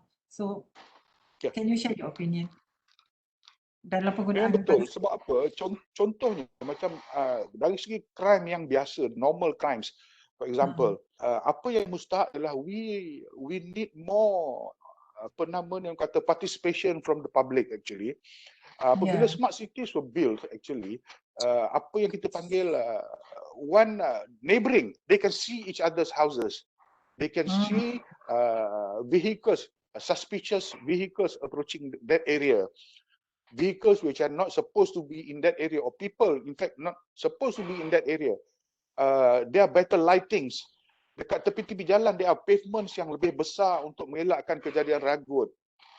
Kemudian pintu-pintu, contohnya pintu belakang, tidak terlalu rapat dengan tingkap supaya penjenayah boleh hulur tangan melalui tingkap dan buka pintu belakang. These things are all actually akan contribute, akan menjadi asas kepada smart cities ni untuk mengecilkan sasaran. Dalam bahasa polis kita panggil mengecilkan sasaran ataupun mengurangkan, to reduce peluang penjenayah untuk melaksanakan niat dia atau melakukan jenayah. These are all yang kita panggil bandar selamat. Untuk smart cities ni kita boleh implement. Ruang jalan kaki yang besar di tepi jalan dan sebagainya, macam saya katakan tadi, proper lightings and everything. Jadi ini boleh membantu polis. Kita akan memberi nasihat kepada yang membangunkan bandar-bandar ni untuk membolehkan masyarakat lebih selamat actually. Ya, Pak. So kita ada, okay, we have a few questions, okay, but due to time factor, kan, so we have another section after this, okay. So kita kita dah sampai di penghujung program kita, okay. So I would like to say thank you very much to all our speakers, okay. Dr. Haji Azhar Haji Ahmad from MOE. Okay, doktor quite famous ni, ada lagi beberapa soalan tapi memang saya tak sempat nak bertanya kepada doktor. Okay, also yang berbahagia Datuk Sri Haji Hasnul Zamzam Haji Ahmad. Thank you very much Datuk Sri. InsyaAllah ada rezeki nanti kita jumpa lagi ya Datuk Sri. Okay, yang berbahagia Datuk Nazim Johan. Terima kasih banyak Datuk. Pengalaman menarik dapat berbincang, dapat berjumpa Datuk walaupun secara online pada pagi ini. Dan akhir sekali untuk Tuan ACP Abdul Aziz Ali, terima kasih banyak Tuan. Okey, sekarang ni memang agak mencabar untuk Jabatan Polis. Okey, kita tahu waktu keadaan sekarang ni keadaan jenayah berlaku di mana-mana sahaja. Kan Tuan? Ya, ya betul. So dengan itu saya juga mengucapkan tidak dilupakan to all our participants, yang menonton sesi kita pada pagi ini. Thank you very much to all of you. So insyaAllah next time we will meet again. Okay, thank you very much. Terima kasih banyak tuan-tuan. Sama-sama. Terima kasih. Thank you very much. Okay, Thank you so Assalamualaikum. Salam. Thank you so much, Madam Nur Azalina Yusnita Abdul Rahman. And thank you so much to our awesome speakers from Ministry of Education, Ministry of Domestic Trade and Consumer Affairs, Islamic Consumers Association of Malaysia, and the last one from PDRM, Negeri Johor. Yang berbahagia Datuk Sri, Datuk Datin, ladies and gentlemen. This morning session will proceed with the next module, which is Module 6. This is a sharing session on identifying the right technology to implement smart city initiatives. Without further ado, I am officially invite Mr. Zulkifli Muhammad, Senior Principal Analyst from MIC, as a moderator for this module. Mr. Zul, the floor is yours. Thank you. Okay, terima kasih Encik Mazlan. Okay, sekarang terima kasih So untuk sesi saya di sini saya akan we will talk about the technology technology, how we going to implement smart cities lah. Okay, kalau kita tengok daripada sesi semalam daripada sesi awal modul 1, they talk about the initiative of smart city on how kita boleh capai aspirasi nasional daripada KPKT, MIC dan juga daripada Putrajaya dan CIDB. Dan modul kedua kita mendengar daripada Plan Malaysia bagaimana planning membantu dalam mempercepatkan proses implementasi smart city. Yang ketiga, my colleague Anusha did talk about the success factor on achieving by partnering, public-private partnership partnering. Okay, so pada hari ini kita akan juga bersama dengan the private industry partner, okay, yang mereka akan membentangkan teknologi-teknologi yang mana akan boleh digunakan untuk menjalankan projek smart city. Yang keempat, modul 4 kita mendengar modul daripada TPR Nurliza mengenai SDG, dan yang kelima tadi on the post COVID-19, how does the smart city tools can accommodate. And then pada modul ini kita akan mendengar apakah teknologi or what is the right technology to implement smart city initiative. Okay, next please. Okay, seperti yang kita tahu, there's a lot of definisi ataupun definition on smart city. Seperti mana yang Datuk Mary semalam ada menyebut, where smart city is developing any cities using ICT and technology in the advancement for better quality and smart living. Okay, if you look into this, kalau kita tengok improving quality of life, encouraging economic growth, providing sustainable and safety environment. Okay, where we need to embark on the smart city ni, dia macam-macam. Kita boleh look into the smart water treatment, smart waste management, cashless community, transport, energy efficient, and also on the 5G connectivity. Next. Okay, our country di negara kita dah keluarkan macam-macam jenis dokumen on National Sustainable City Initiative di peringkat bandar.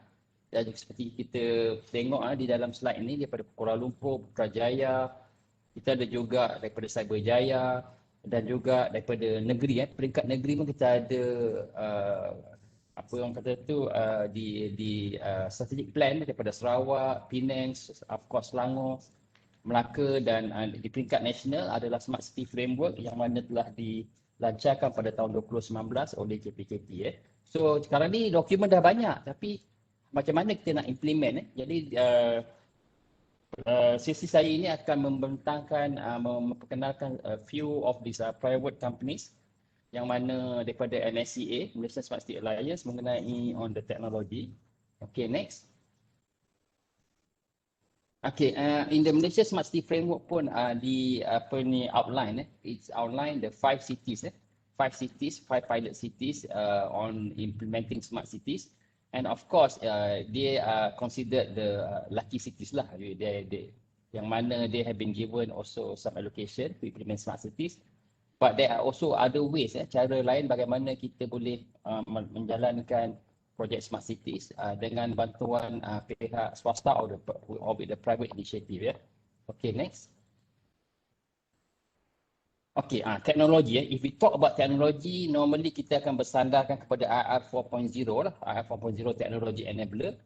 Okay, di mana we look at the advanced material, automation and robotics, biotechnology, battery energy storage, system integration, IoT, supercomputing, AI yang setengah popular sekarang ni, just now also polis ada menggunakan kamera AI dan juga AR, VR and also 3D printing. Okay. Di sini kalau kita cakap pasal teknologi, kita akan berpandukan kepada IR 4.0 teknologi. Okay. So kita akan menggunakan elemen-elemen teknologi ini untuk membangunkan ataupun menjalankan projek smart city. Okay, kalau kita tengok on the next slide please.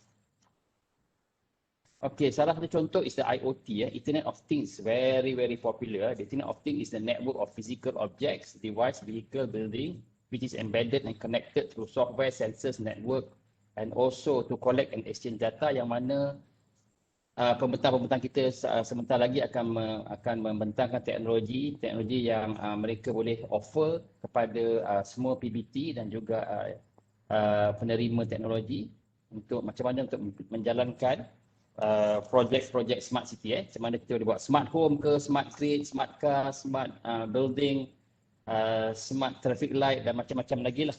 Okay.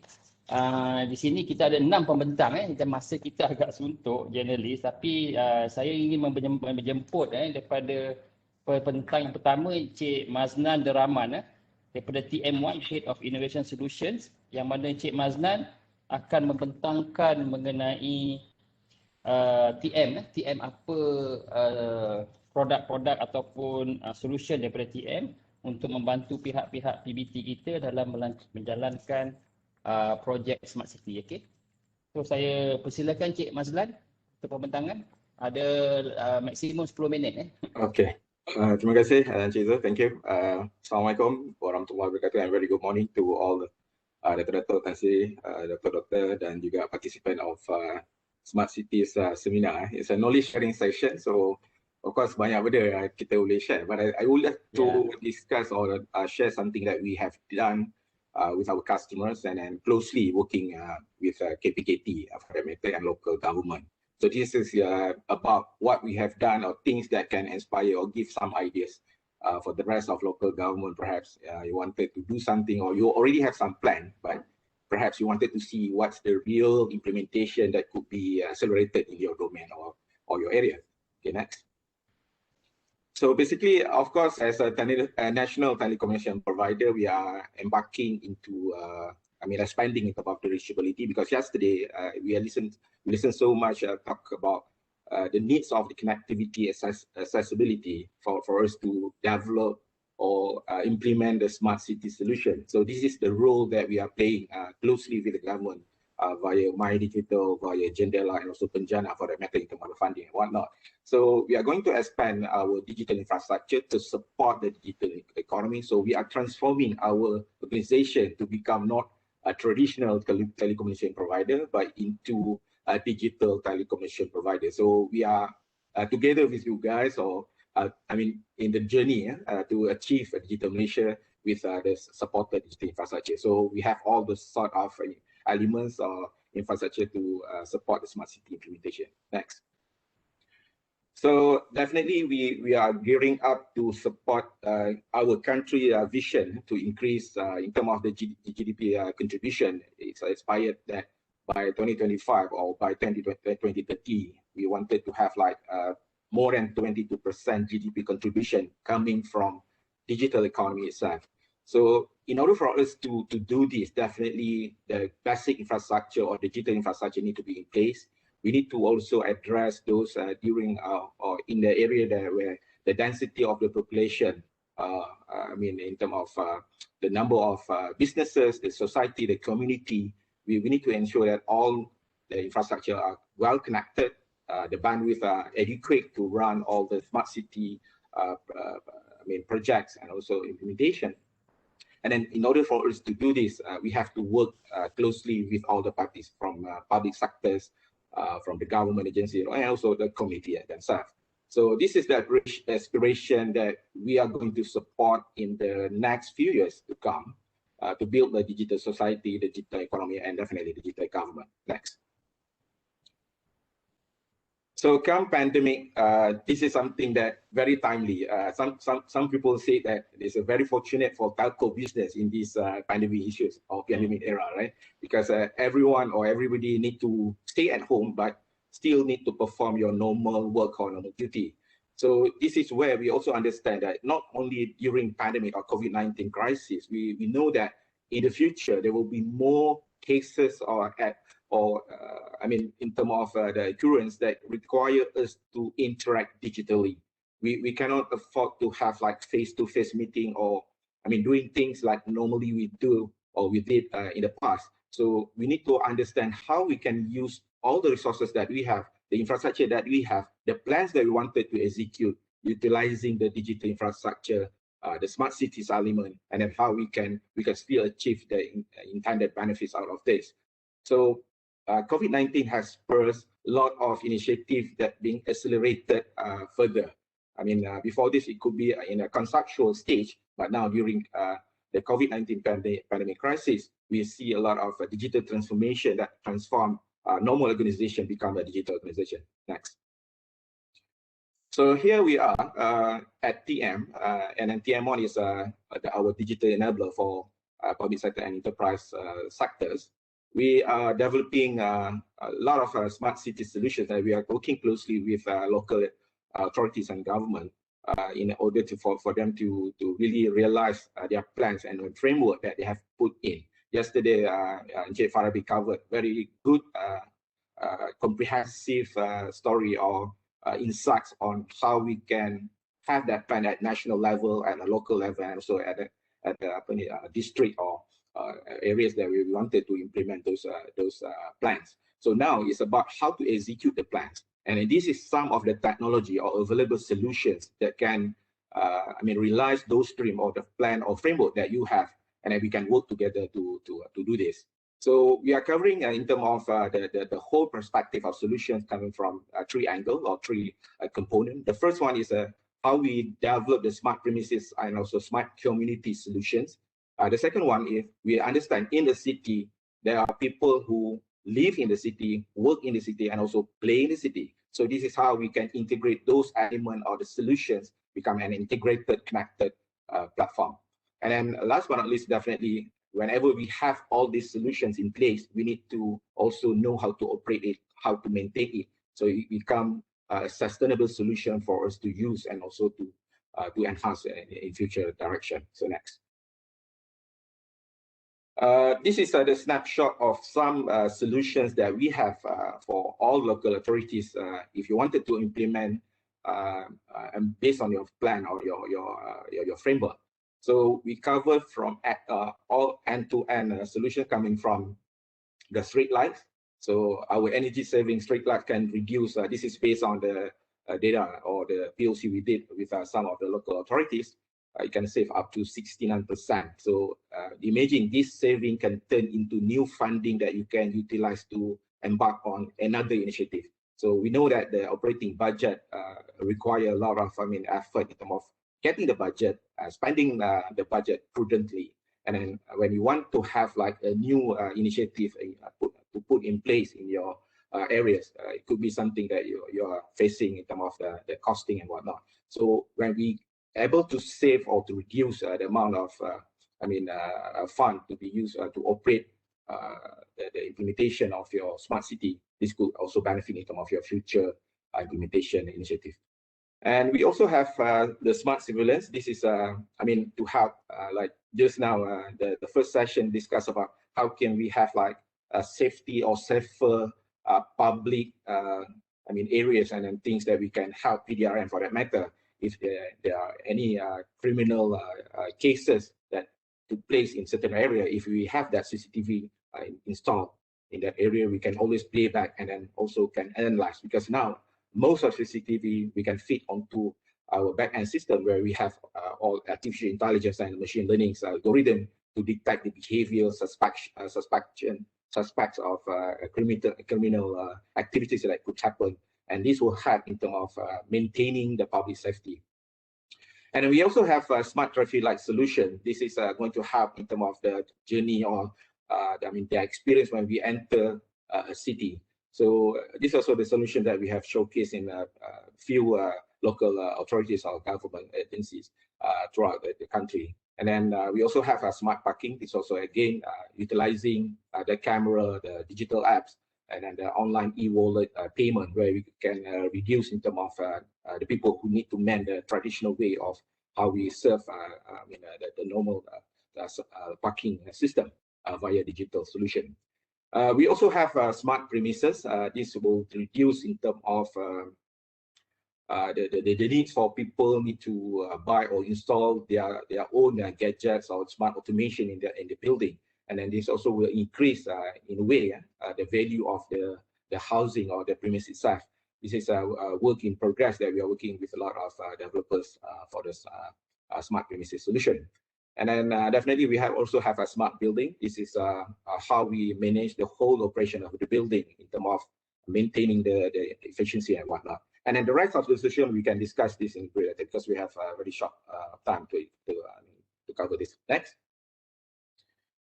And at the back of the solution, definitely the end-to-end technology to support this. So of course, I guess this will be something that it's not enough time for me to deliberate on this. Can we go to the next slide, please?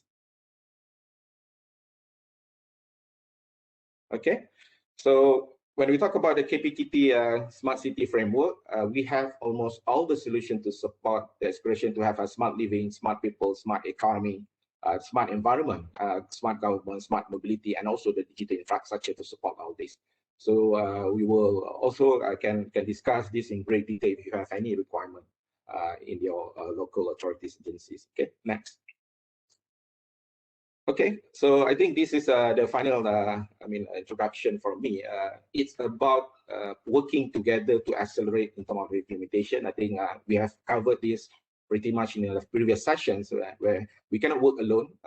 We have to understand how to do this together, and then putting all the strengths and then put all our experiences and things that we can do better and then work in a cohesive environment. So the next the slide, I think pretty much about the experiences that we have done in Langkawi. We have showcased 11 use cases to show how the smart city implementation, smart tourism, and so smart agriculture. And all this can be integrated to the next slide. Perhaps we can also establish an integrated smart city command center. We have this in Langkawi, but this also can be replicated in all local agencies should you want to have this integrated smart city command center. So over to you, Chezo. Perhaps after this we can have a short question.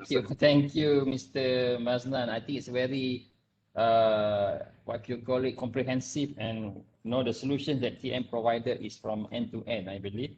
And for the participants, I would like to have the question at the end of all the presenters, and you can put in the question and answers chat for any question. And also, I will also post the question after all presenters has been presented. Okay, and I believe TM is one of the leading players, and also one of our members in the Malaysian Smart City Alliance, which could help and assist the local council, PBTs, and also forth in your implementation of smart city. But anyway, the local council or PBT, as per what Jeffrey Delman yesterday in the session 3 mentioned, you need to have your baseline data. Kena tahu apa yang kita nak, what we want for our city. Then only we could engage the right technology partners. Okay, without further ado, I would like to invite the second presenter, Mr. Guven Togan from PCOM Technologies will talk about smart homes. After you, Mr. Guven. Okay, thank you, Mr. Zulkifli. You can hear me, right? Yep, loud and clear, Guven. After you, okay, good. Less than 10 minutes. Hopefully, I will make the speed to respect to the next session. Sure, I will no try problem. to finish quickly. Maybe I can skip some part of my presentation since we will share the presentation with all audience. Yeah, we will share all the presentation with all the participants. Okay. Okay. Good morning, everybody. The first of all, I would like to thank to Kptp and the MITE to organize this really successful event, and thanks to invite me to speak. I heard a huge participation. Okay, before we talk about the technologies, enable technologies for the smart cities, I just want to talk about why we need the smart city. Next, please. Okay. One of the main reasons why the city manager, municipalities need a smart solution to address the issues created by the urbanization. On the first diagram on the left side is showing the last 60 years how the Malaysia urbanization population changed. If you look to the 1960, only 26% of the Malaysian was living in the urban. But when we look to last year, that number, that percentage increased to 76%. It is very high compared to the urban population, average urban population on the planet. The world average is 57%, Malaysia is 76%. That's why we can say urbanization in Malaysia is really taking place rapidly compared to the global trend.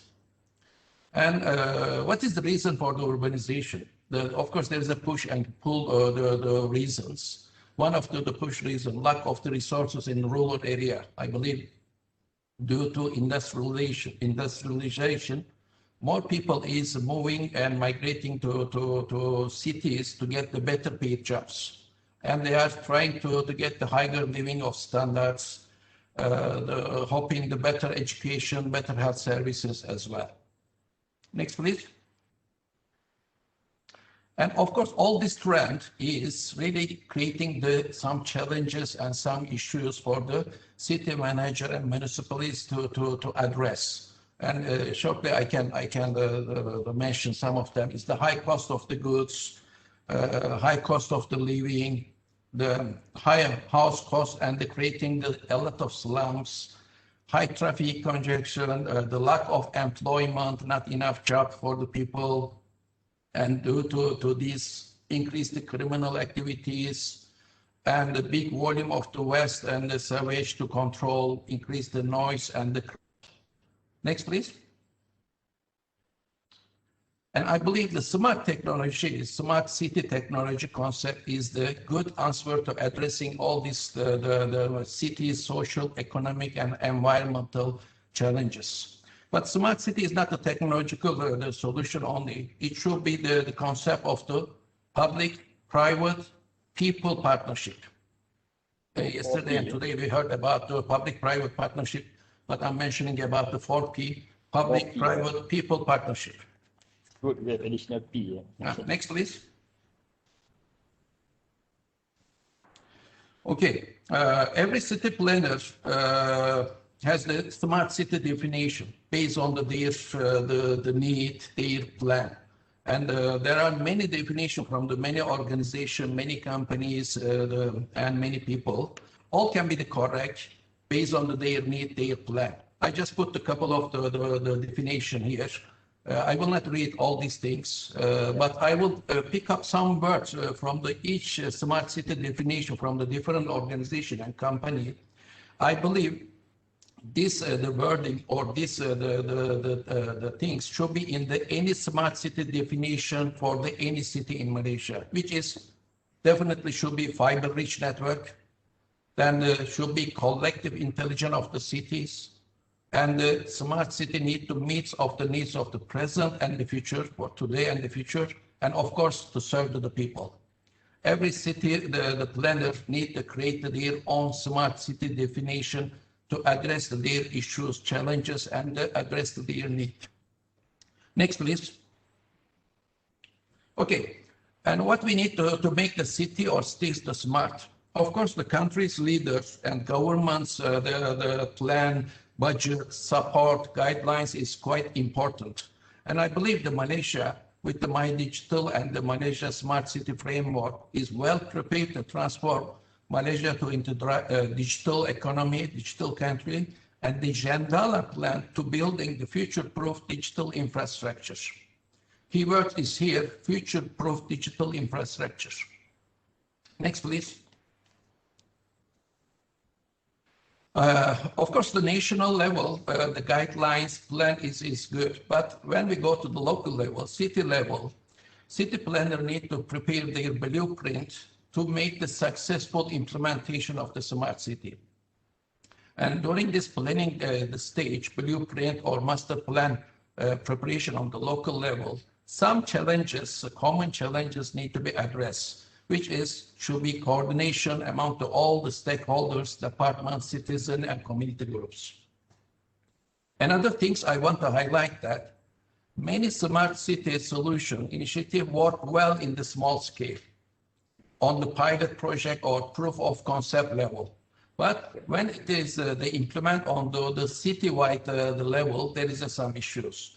That's why I need to pick up the scalable and upgradable solution, because the pilot project and POC may not give you the good view whether it's the right the solution for the whole city or not. And the next one, definitely is the existing infrastructure, whether it is future-proof and sufficient for your future need or not. If it is not, in the beginning, the need to be rebuilt or upgraded. Otherwise, whatever the system or whatever the solution you will use, you will launch, will be unstable. And the last one is the shifting goal. Every smart city, there is a vision, there is a goals. But smart city is the very long journey. None of the city can be smart within a few days, a few weeks, a few years. It is 5, 10, 15 years journey. During this the long journey, the vision and the goals can be really quickly become updated. That's why your plan need to monitor all this vision and the goals, and if necessary, need to revise again during this long journey. It is 15 to 20 years. Okay, next please. Now let's talk about the technology adaptation. What is the key enabling technologies for the smart city? There is so many the smart city, the verticals or application or solution we can call. Just now we listened from the Telecom Malaysia. Looks like Telecom Malaysia is all in one the solution provided to the cities. And all these verticals can be different for each city, but overall the same: smart home, smart building, smart traffic, health, smart industry, education, smart waste management, disaster management, and more and more. All these verticals is only the targeting to improve the quality of the life of the people at home, at work, or wherever they are in the city. But please, all the city planners need to make your plan for today and for future carefully, because smart city is all about the data. All about the data collection, creating from the 10,000 devices today, million of device sensor tomorrow, maybe billion of the sensor, the devices in the next few years. Machine-to-machine communication, social networking, using the voice over IP technology, video chat, video streaming, 8K, 4K, high definition will create the huge data for the city operator to manage. We call this one is data tsunami. On the diagram on the bottom right, you will see volume of the data created the worldwide from 2010 to 2024. The last 4 years is forecast actually. And the horizontal numbers represent zettabytes. I'm not so sure everybody knows about the kilobytes, kilobyte, megabytes, everybody familiar until the terabytes. But after terabyte, there is a petabyte. After petabyte, there is an exabyte and zettabyte. There is a huge data. And when you see recently, last 1 year and next couple of years, year to year, data volume increase is equals to the many years data in the past years. That's why your plan need to well be calculated, and your infrastructure need to be ready for the future data tsunami for you to manage. Next, please. And every city, the smart city architecture can be slightly different than each other, but mostly the 4 layers of the IoT. There is a sensor layer, network layer, cloud data processing layer, and application layer. Sensor layer, sensor capabilities, they can change, can improve year by year.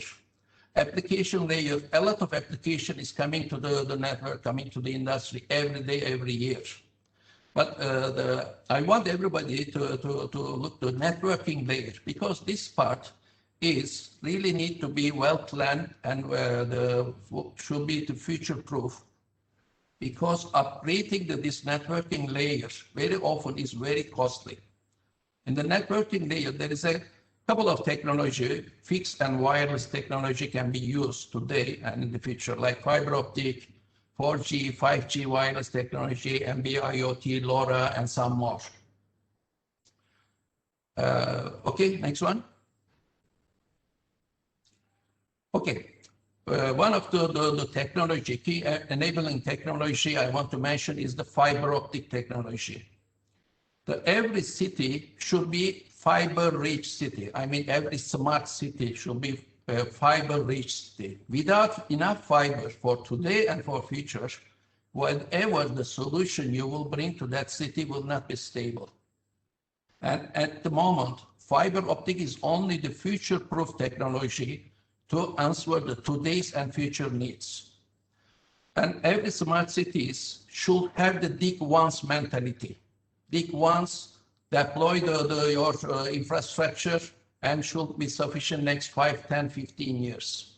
That's why I'm saying smart city network infrastructure should be deployed with the deep fiber concept, and fiber as service model will be one of the best overall solution for the smart city needs for today and the future. Next, please. Of course, everybody knows 5G is coming, and every 10 years, this mobile, the service going to the next generation from 3G to 4G, 4G to 5G.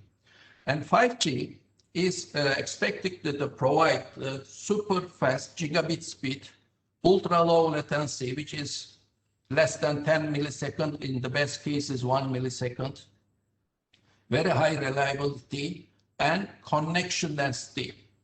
But for this high frequency 5G spectrum is making the mobile service provider to deploy their the towers, base station, and radio is closer to the device and closer to the end user. You will see there is the numbers about the 3G, 4G, and 5G on my slide. That one is, just assume 10 kilometer by 10 kilometer land without tree, without building. 3G, one 3G tower or one the cell density is enough to cover whole that area for the 3G. But when we go to the 4G, the coverage distance is reducing to 2 kilometers. For the same area, nearly 25 cells will be necessary. Let's talk about the 5G. The same area, 10 kilometer by 10 kilometer length, for the 5G, the service provider needs to deploy 400 cells to cover that area because the coverage of the 5G is less than 500 meters.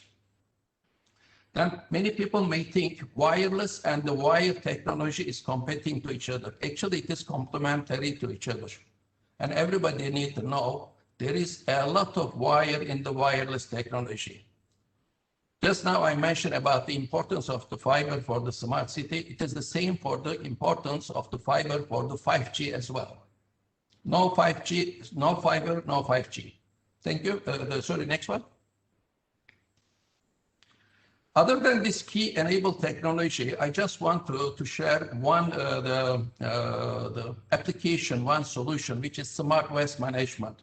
I believe the smart waste management is direct service from the PBT to the racket.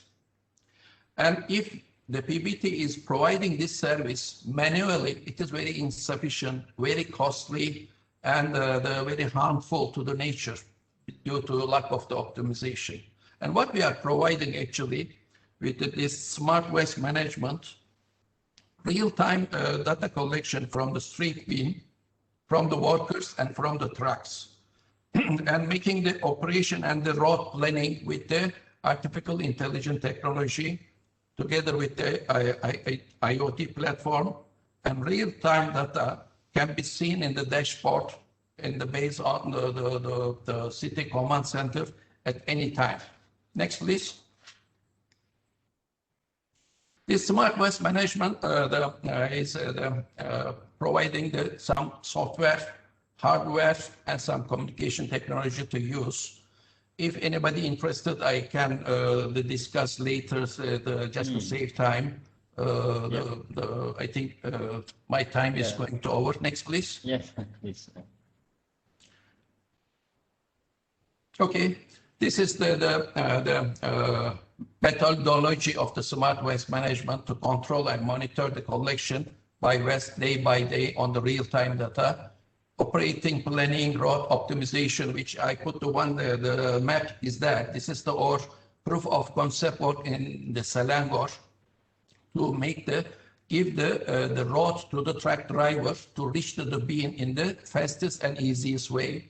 And you will see the left and right side, the ore sensors and the wearable devices. Next, please. And there is another to serve the application is the clean city.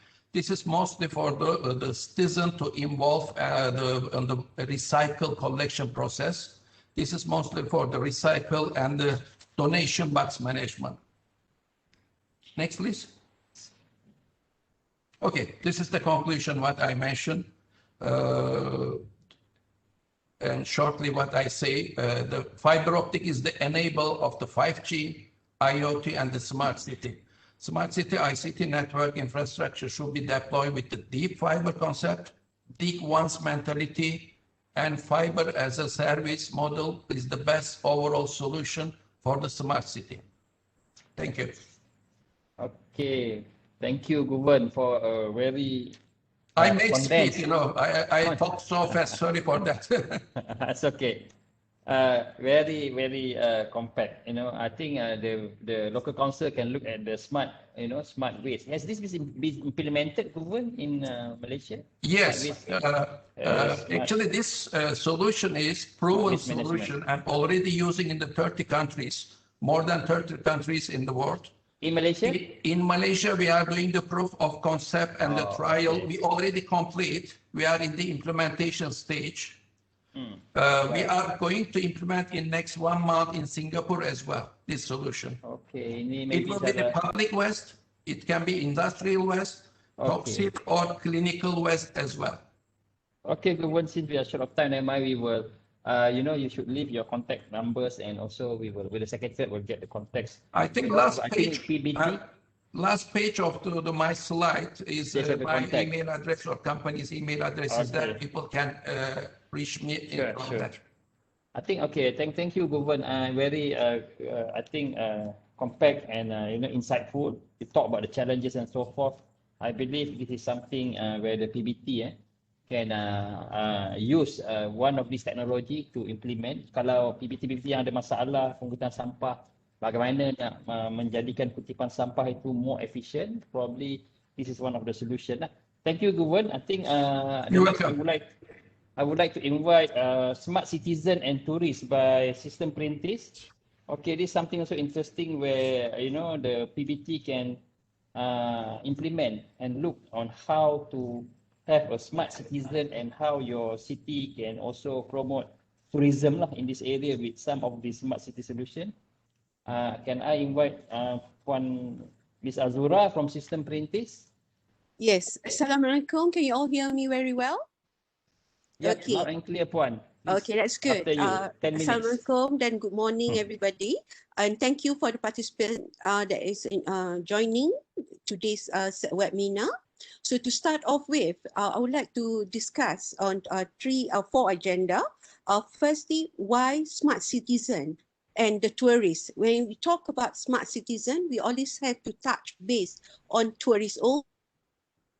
Actually build the value add to a city in terms of the economy.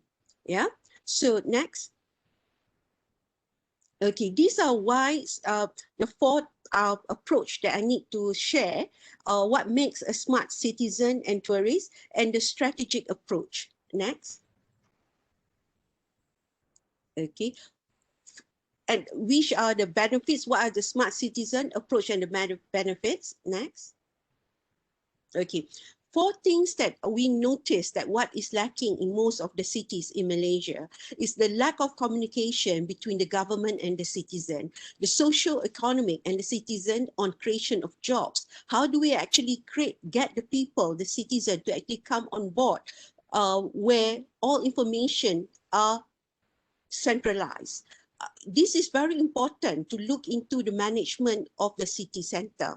So, and the last one would be the disintegrated transportation system in the city. We notice that a lot of time that we do not have a continuation or information that's centralized, giving us a push factor, yeah, that the citizen can really enjoy. What is key in all the smart cities is to have the citizen to be educated, because mainly they are the key elements to contribute to the data. Because as you know, but most of the presenter also mentioned the data is key component in a smart city, other than how do we get the citizen to contribute to this data. So citizen and tourists are very key element for the economy part of it. Next. This 6 of the items that we see in the terms of citizen engagement. How does the government get engaged to the citizen? How does this lifestyle change? Because when you talk about the theme, you talk about the citizen angle, you need to understand how do we get them to be involved in contributing the data and the issues they're facing. One of the things that we need to look at, and how do you define citizen key area of focus? So we need to have a platform for them to actually share their issues that they're having, their daily life, and how best they can contribute to this information. Yeah, and then to understand the citizen needs and requirement is very key component to become a smart city. We need to actually do analysis on the quantitative and the qualitative on the inside of the daily engagement. And how do we actually, the fourth item, how do we actually prioritize the needs as much as possible to address the solution? Okay, and therefore we need to actually design a good solution to meet the citizen needs. How do we actually implement this? So all these 6 elements to me is very critical in order to address the smart city. Without the citizen and the tourist engagement from the very start, and if we don't provide a platform, therefore there will be a disengagement. So we do encourage, how do we actually get together and build a smart citizen and tourist? Next. Okay. The engagement platform, the data analytics, the mobility, these are basic foundation to have a smart city in order to have a smart citizen. Yeah. So this engagement, we talk about engagement platform, we are talking about where is the centralized area of a component where in the city, at the city area municipal council, where you can have a place a storage place of data where they can contribute to this platform. So, and then we need to look into the data analytics of it. Where does this data coming? Of course, the citizen will be contributing. And how do we do predictive analytics on this data? How do we digest, on all these components in order to give a better result to the people? Because they are the key components in any smart city. Okay, we link back to the mobility. Are we engaging them? Are we allowing them to have all the platforms that is ready? Like has the earlier presenter said from TM. TM has a very good, a complete application, very complete application end to end that addresses this. But how do we actually encourage, run campaign to allow the citizen to understand the usage of it and where do they contribute all this information? So these three components, the engagement platform, on the data analytics and also mobility should be sewn together to be the foundation of a smart citizen and a smart city. Next. Okay. When you look into the implementation strategy, you're looking at the communication. Do we have availability in the cities in terms of the fiber, in terms of the Wi-Fi, the inbuilt Wi-Fi buildings, and then therefore we need to look into the smart pole. How do we actually have this Wi-Fi internal building and connecting the citizen within the cities itself, ensuring that all citizens and tourists to stay connected when they step in into the city environment.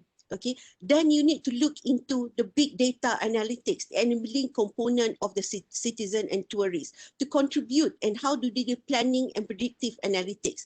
These data are crucial. So we need to actually do allow them to have a place where they can do email, survey, campaign, and hackathon to actually actively allowing the government to reach out to them, and in turn they will give information what they need to be part of the citizen, the feel of belonging to that particular area. And what's other thing that's important is the communication in terms of the transportation. What type of transportation are you enabling the citizen to have information before they start going to work or getting to the place that they need to have a meet? We need to give them the scheduling, the planning to get to those areas.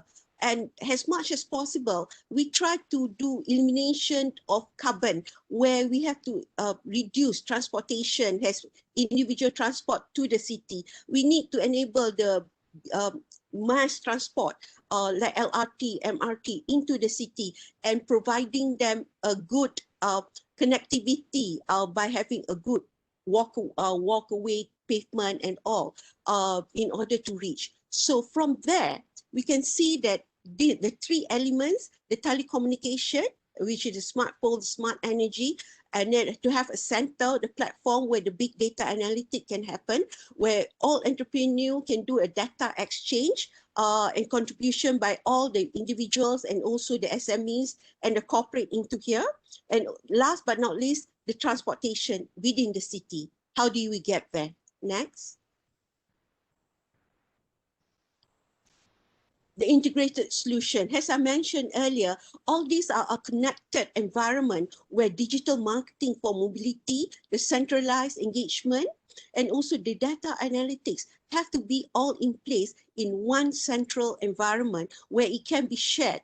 Data to be shared by the people. When they contribute, they need to know what are they getting back into that contribution. These are where the marketing people can come in to do social media on how do you highlight on to advertise on this platform in order to have a data exchange environment, sharing of the information between the public, the government, the academician, and also the information gathered. Yeah, all this needs to be put together as in one. Next, please.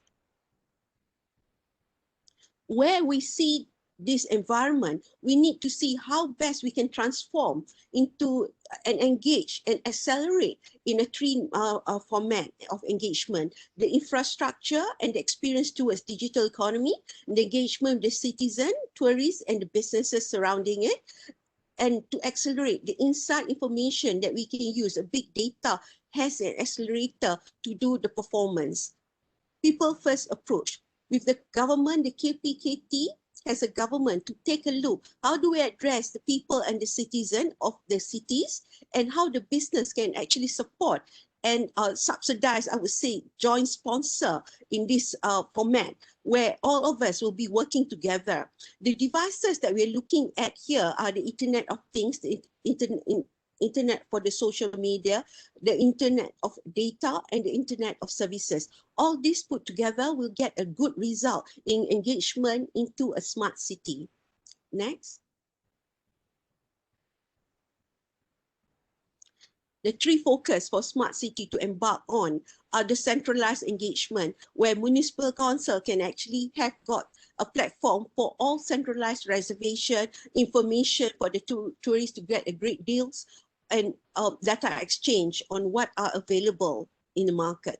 And then with the data analytics platform, it can do the predictive and deep understanding of the trend and purchasing pattern of each of the tourists that comes by or the citizen that is utilizing the platform. Next is the digital marketing and mobility. Here, the omni-channel of the social excitement services needs to be engaged, and what is the best available that we have on the platform within the city. The hotels that are available, the accommodation and the food, the areas that they can eat and socialize within the city, area of interest and all should be also sent to push factor that they can see easily by the advertisement surrounding the cities. Next.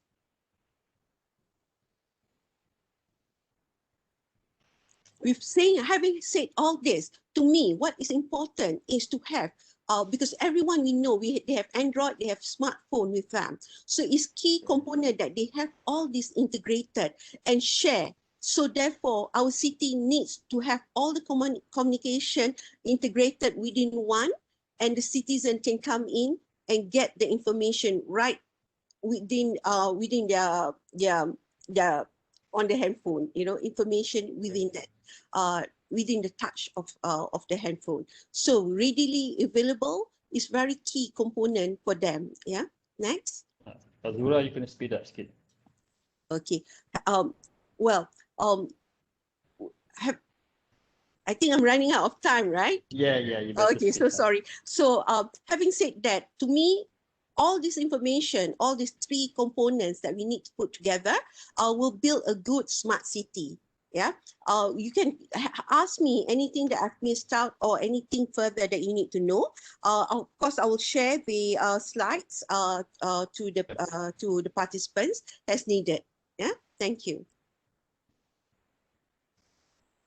Okay, thank you, Azura. For a very, I think it's a good technology where the PBT can embark on. If you want to have a safety conducive, you're serving the community, smart citizen. I believe that this technology can help the citizen to, engage more. So I think citizen engagement important. Citizen engagement, tourist engagement is important in order for the community to embrace or to enjoy the smart city technology that is being embedded in the cities. Okay, I would like to invite next Mr. I.R. Zainuddin from Sena Traffic for your presentation on the smart traffic management. After you, Mr. I.R. Zainuddin, Sena Traffic. Bismillahirrahmanirrahim. Assalamualaikum warahmatullahi wabarakatuh. Ya, okay. Dan salam sejahtera. Thank you Tuan Zulkifli for the kind introduction. Thank you to the organizer for giving the opportunity to participate in this session and allow me to proceed with my presentation due to the limited time given. Just a brief introduction. Next slide, please. Just a brief introduction of the company where I'm from, where our business has been around for more than 33 years under Sena Electric Sdn Bhd. But the establishment of Sena Traffic Systems Berhad in 2007 was specifically for the purpose of conducting research and development for systems and technological development. And the company received MSC's Pioneer Status recognition in 2011, and we received also continuous support from the Malaysia Digital Economic Corporation to operate and develop technologies to assist the nation's development and economy. And we have been involved in numerous projects in Malaysia, focusing on electrical, electronic, ICT, and IoT's project, and are currently finalizing the smart city systems implementation for DBKL. And at Sena, we provide the total solution to improve the community's mobility to fulfill the aspiration of Malaysia local authorities in detail, in focus, in managing the agencies. Next slide, please. Okay, let me start off with focusing on the scenario of the current traffic light management in Malaysia, where it is managed and maintained mainly by local authorities, JKR, or highway authorities. And this fact that I'm highlighting might hurt certain audience because customarily in these agencies, traffic lights are being managed by personnel not familiar with smart traffic system, which would affect the signal timings and efficient flow capacity management. And this also includes the lack of signalized intersection expertise, especially on timings and compliance to local guidelines and regulations. As for the system itself, majority of these intersections are monitored and managed independently or isolatedly because majority are not linked to control center. And even if it exists, they are mainly for the monitoring purposes and would often need human intervention either remotely or physically on site, unlike the way smart traffic system works. And to make things worse, unnecessary devices and programs are being deployed that really affect the flow efficiency and even create risk to road users. Next slide, please. Okay, these slides demonstrate the study of one of the local authorities in Johor, that is Majlis Perbandaran Kulai, in strategizing to improve traffic flow by deployment of a very, very fundamental traffic management system along a well-known 40 years history of a congested stretch along the Federal Route 1 from Senai to Kulai RTC. And it involved eight intersections along the 5.8 kilometer stretch from Senai to Kulai to resolve the congestion issues due to the narrow right-of-way with 8 traffic lights junctions and laden with heavy vehicles plying along the route. And from the slide's illustration, there are positive impacts benefited from the implementation, and these are the reduction of travel time. As you see in the slide itself, the reduction of travel time up to 40% during evening peak, and easing of congestions during usual peak periods. And consequently, it reduces the vehicle carbon emission and saves fuel, and intangibly, it reduces the road users' anxiety and stress due to getting stuck in traffic. And being a medium-sized local authority, MPKU has made great efforts in engaging and executing strategies that benefited the stakeholders despite their financial constraint. And they deployed the most fundamental smart traffic system to design and create a coordinated flow and minimize stoppages at the designated intersection. And currently, MPKU is in a situation to conveniently monitor and control remotely, not only for the said route, but also having the convenience of making preemptive actions or remote intervention to ensure smooth traffic. And to other 15 isolated intersections, if there is any need to do so. And this is done through the traffic sense on-site controllers, and it's control center software developed by Standard Traffic. Next slide, please. As indicated in this slide, it is the traffic management systems and communication hierarchy, which demonstrate the ease of communication, monitoring, control, program, and collection of necessary or much needed traffic data remotely. And conventionally, these data are collected via inductive loops. But with the current technological advancement, detection based on wireless detectors, radar, and the latest being the analytic video that utilizes artificial intelligence program CCTV is readily available. And these data are very useful to the urban planners, to the traffic engineers, and even to the highway planning units of the Kementerian Kerja Raya. And it's to be used as research and analysis material to improve the intersection or even to improve the entire road network, and being an important tool to plan the future development without the needs to deploy human beings to collect data through the old school ways. And in the next slide, after next slide please, I would like to show the real life implementation of a smart city system which is almost readily deployed. And I can still remember during those days, during my visit to the BKL about 38 years ago, where they deployed a foreign traffic control and management system and was manning a black and white analog CCTV system to monitor and control escalating congestion situations in Kuala Lumpur. And ever since, traffic sense prototype controllers were introduced in 2012, the BKL seems to be impressed and they have more of a trust or belief on the locally developed system, and due to its robust nature, economical, and offers effective solution to the local issues, it was being chosen among the favorite controllers for the BKL. And today, the deployment of these systems is completed in stages, and standard traffic system was appointed to develop and integrate the needed smart city systems and platform. Okay, next slide, please. Okay, skip this slide. Next slide. Currently, the smart systems for DBKL and the control center is located in DBKL, in IT's DBKL at Bukit Jalil, and is expected to be fully operational by April 2021. Okay, next slide, please. Okay. Okay, this slide shows DBKL Smart City Dashboard, which has been developed and the systems integrated by the 100% Malaysian experts from Standard Traffic.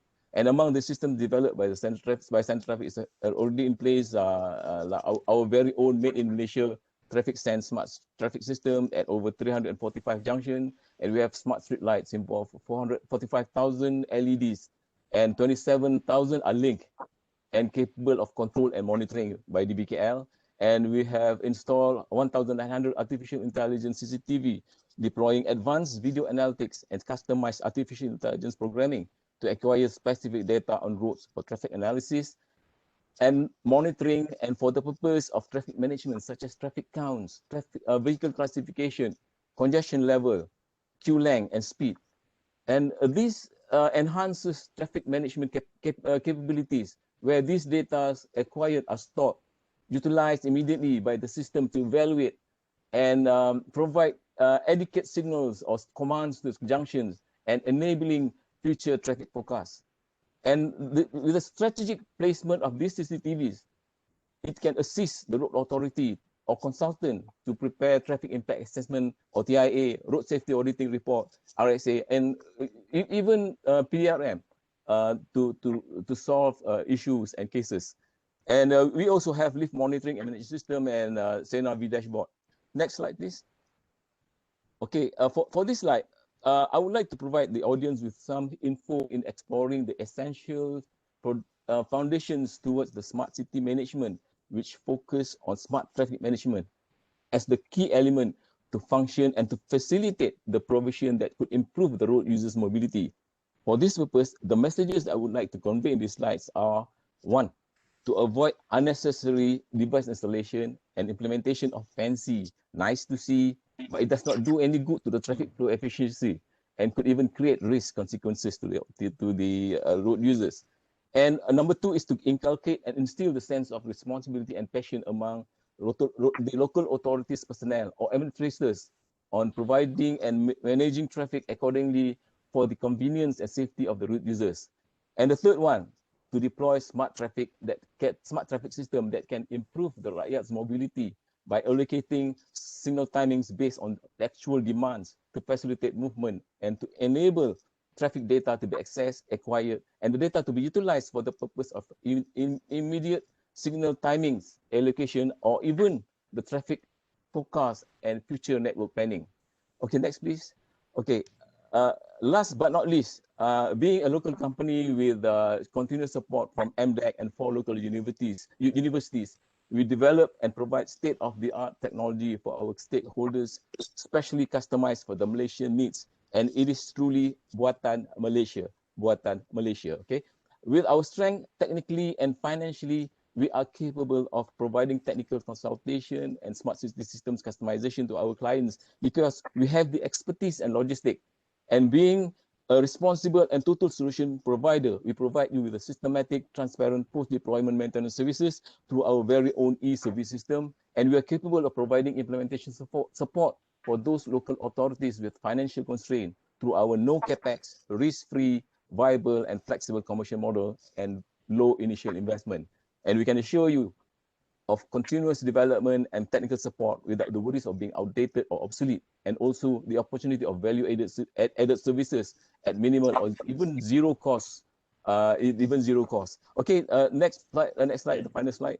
Okay, my sincere advice to the interested party, especially for the local authorities with financial constraint, is to start off with a migration to the traffic light management system that can offer future upgrading integration capabilities. Yes. Or in other words, it's modularly structured. Since this session of presentation is very brief, and for those interested in making further inquiries, kindly drop us a call or email us. Kindly scan the QR code as indicated for contact information. I will be glad to share our expertise with you. With that note, I thank you for your kind attention and patience. Thank you. Thank you, Encik Zainuddin, for a very compactful. And also, where I think this is where all the big cities can look into, to engage Sena Traffic, a local company. I think, as you mentioned, to have that traffic management system to migrate, to that system, and then they can do more enhancement from that on. Okay, since we are short of time, I will like to invite the next speaker, Mr. Jyoti Prakash from iServe Payment Gateway. So it is something where the smaller PPT also can embark on. On how to go on cashless payment. After you, Mr. Jyoti. Please, 10 minutes or less. Is Mr. Jyoti around? Mr. Jyoti Prakash?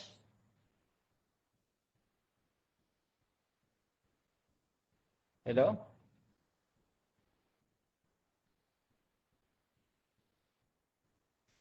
Hello, Mr. Jyoti?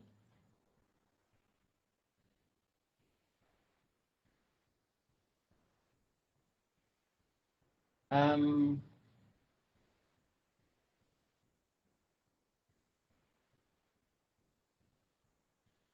we start, Mr. Jyoti?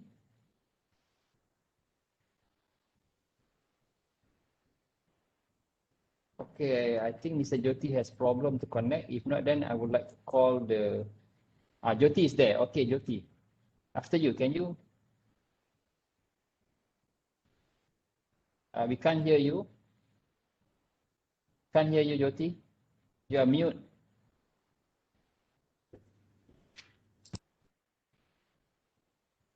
You are mute. So, Jyoti.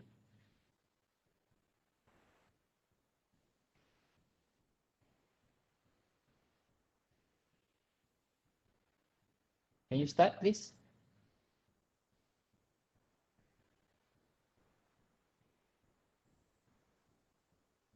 Okay, we can't hear.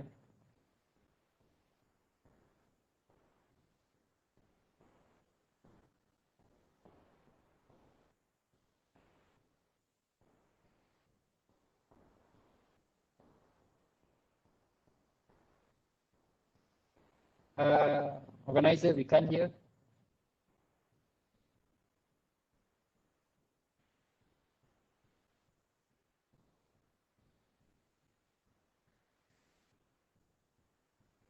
Hello? Hello? Okay, please, please. Yeah, I'm audible now, Okay, please. All right. Sorry for the hiccup. Okay. Thank you and good morning to everyone. Okay. Let me introduce our company. Okay, iServe is a fintech organization And again, it's a 100% Malaysian-owned company. Okay, Buatan Malaysia, as the previous speaker says, and we have license from Bank Negara, okay, on the payment gateway, as well as e-money, the wallet license. We are in the market almost 20 over years. We initially started off with the cash payment, via self-service kiosks, and we had closed loop prepaid cards, and then online payment, payment gateway, as well as moved to e-wallet with our ZAP product. And currently we are also card issuer with Visa and Master. Okay, next. All right, today the topic will be mainly on the smart economy, but I will narrow down that to digital economy. And there are three aspects that I would like to bring up here, which is the challenges, and then the solution, and also the practical approaches that PBTs can take in order to get things started. Okay, so when we look at the challenges, I think it comes from various aspects, okay, from the government, from the local authorities, from the infrastructure providers, and also from the private sector, especially the financial sector, and also the general public, okay, with the clear strategic visions, from the government as well as from the local authorities. Okay, we can see some implementation can take place. Otherwise, I think we can keep talking about smart or digital payment systems and all that, but nothing will move on, because we don't have a clear picture of what we're going to implement. And the other one, as TM mentioned, in terms of having an infrastructure, I think that is the biggest challenge. When we try to roll out the digital products in any market, we find that the adaptation level or the readiness, of the infrastructure is still lacking behind. And this is witnessed, when we look at the pandemic, time, even big cities, struggle to, launch the My Sejahtera app in all the business entities. And end of the day, they go with the manual scanning or, the logbook writing and all that. And even students and employees also were not able to use, the internet connections at home. So that is the level that we are, currently in now. So there is definitely the technology, the infrastructure, need to be improved. And at the same time, the formulating a sustainable financial model is very important. Okay, having said that, it's not just the government policies or the implementation from the local PBTs, but it's also the economic sector. Okay, must come on board with the sustainable model. Okay, next. All right. So with all these challenges that we have, the solution is very simple. Okay, we need to draft out an end-to-end solution, as other speakers mentioned, and we also can't rely on a single party to deliver this. Okay, when it comes to digital payment or economy, it must be on the open architecture where everybody actively can participate. And with that, we need to create an ecosystem. This is very important. Okay, creating an ecosystem.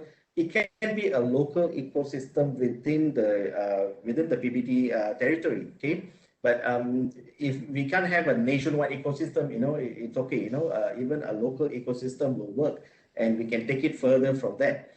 And PBTs can be the central governance. They can go through all the aspects of the implementation and govern the entire ecosystem in order to deliver the best. Okay, and with that, you may able to create a recognizable brand as what we have noticed in Sarawak Pay. Okay, it was a localized solution in Sarawak, but it's very successful. Okay, in terms of creating the branding. So that is where coming from. To have everybody on board and creating a solution which is recognizable. Okay, next. All right.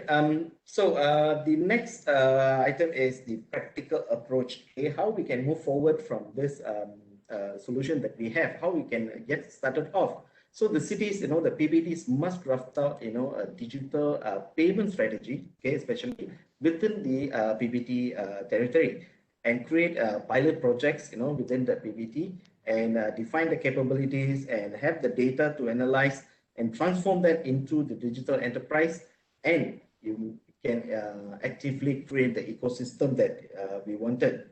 Okay, next.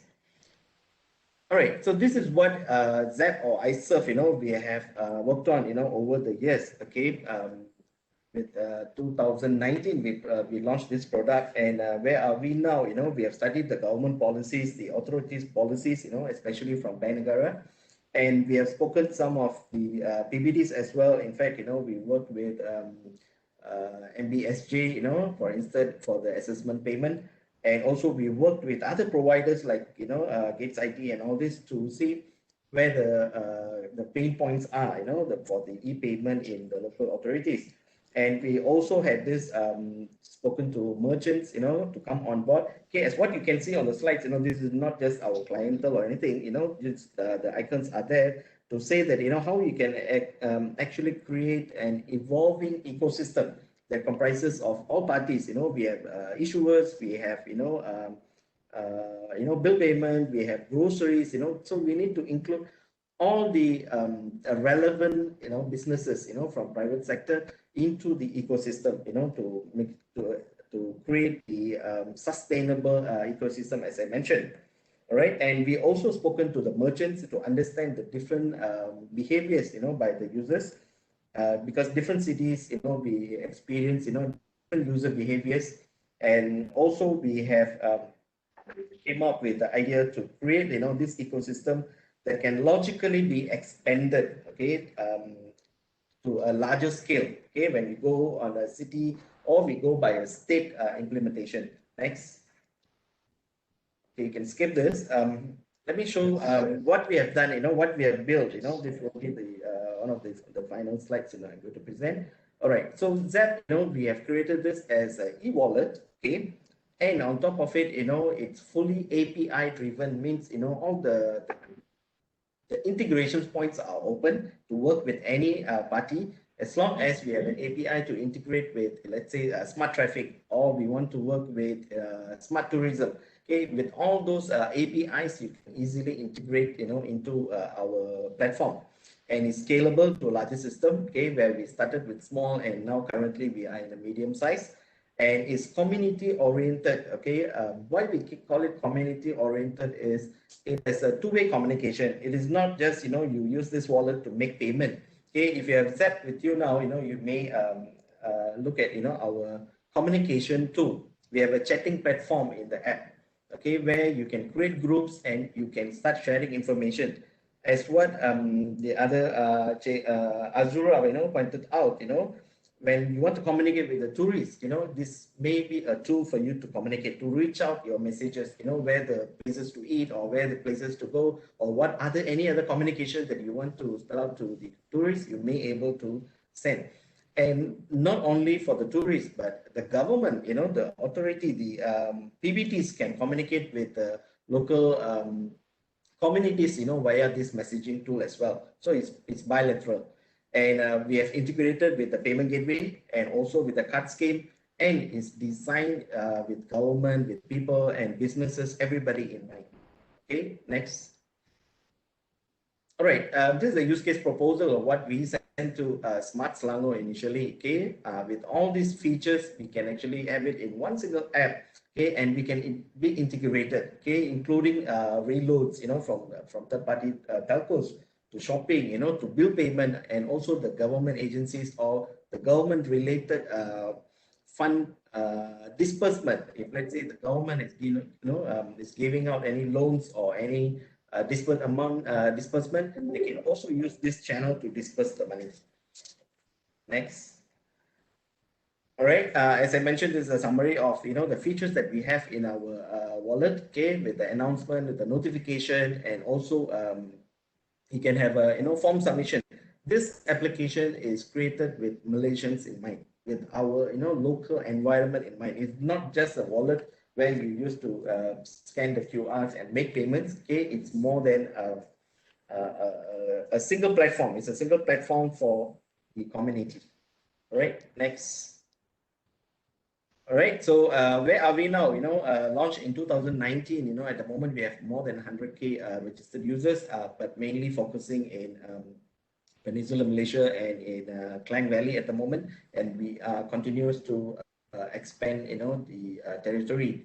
With 10% currently is spent in Selangor, okay, and Wilayah. All right, next. All right, I think that's all for today. You may reach me at iserve.com.my, or you can have contact details from the moderator. Okay, thank you, Mr. Jyoti. I think it's a good system where I think the local community can contact Mr. Jyoti for further information.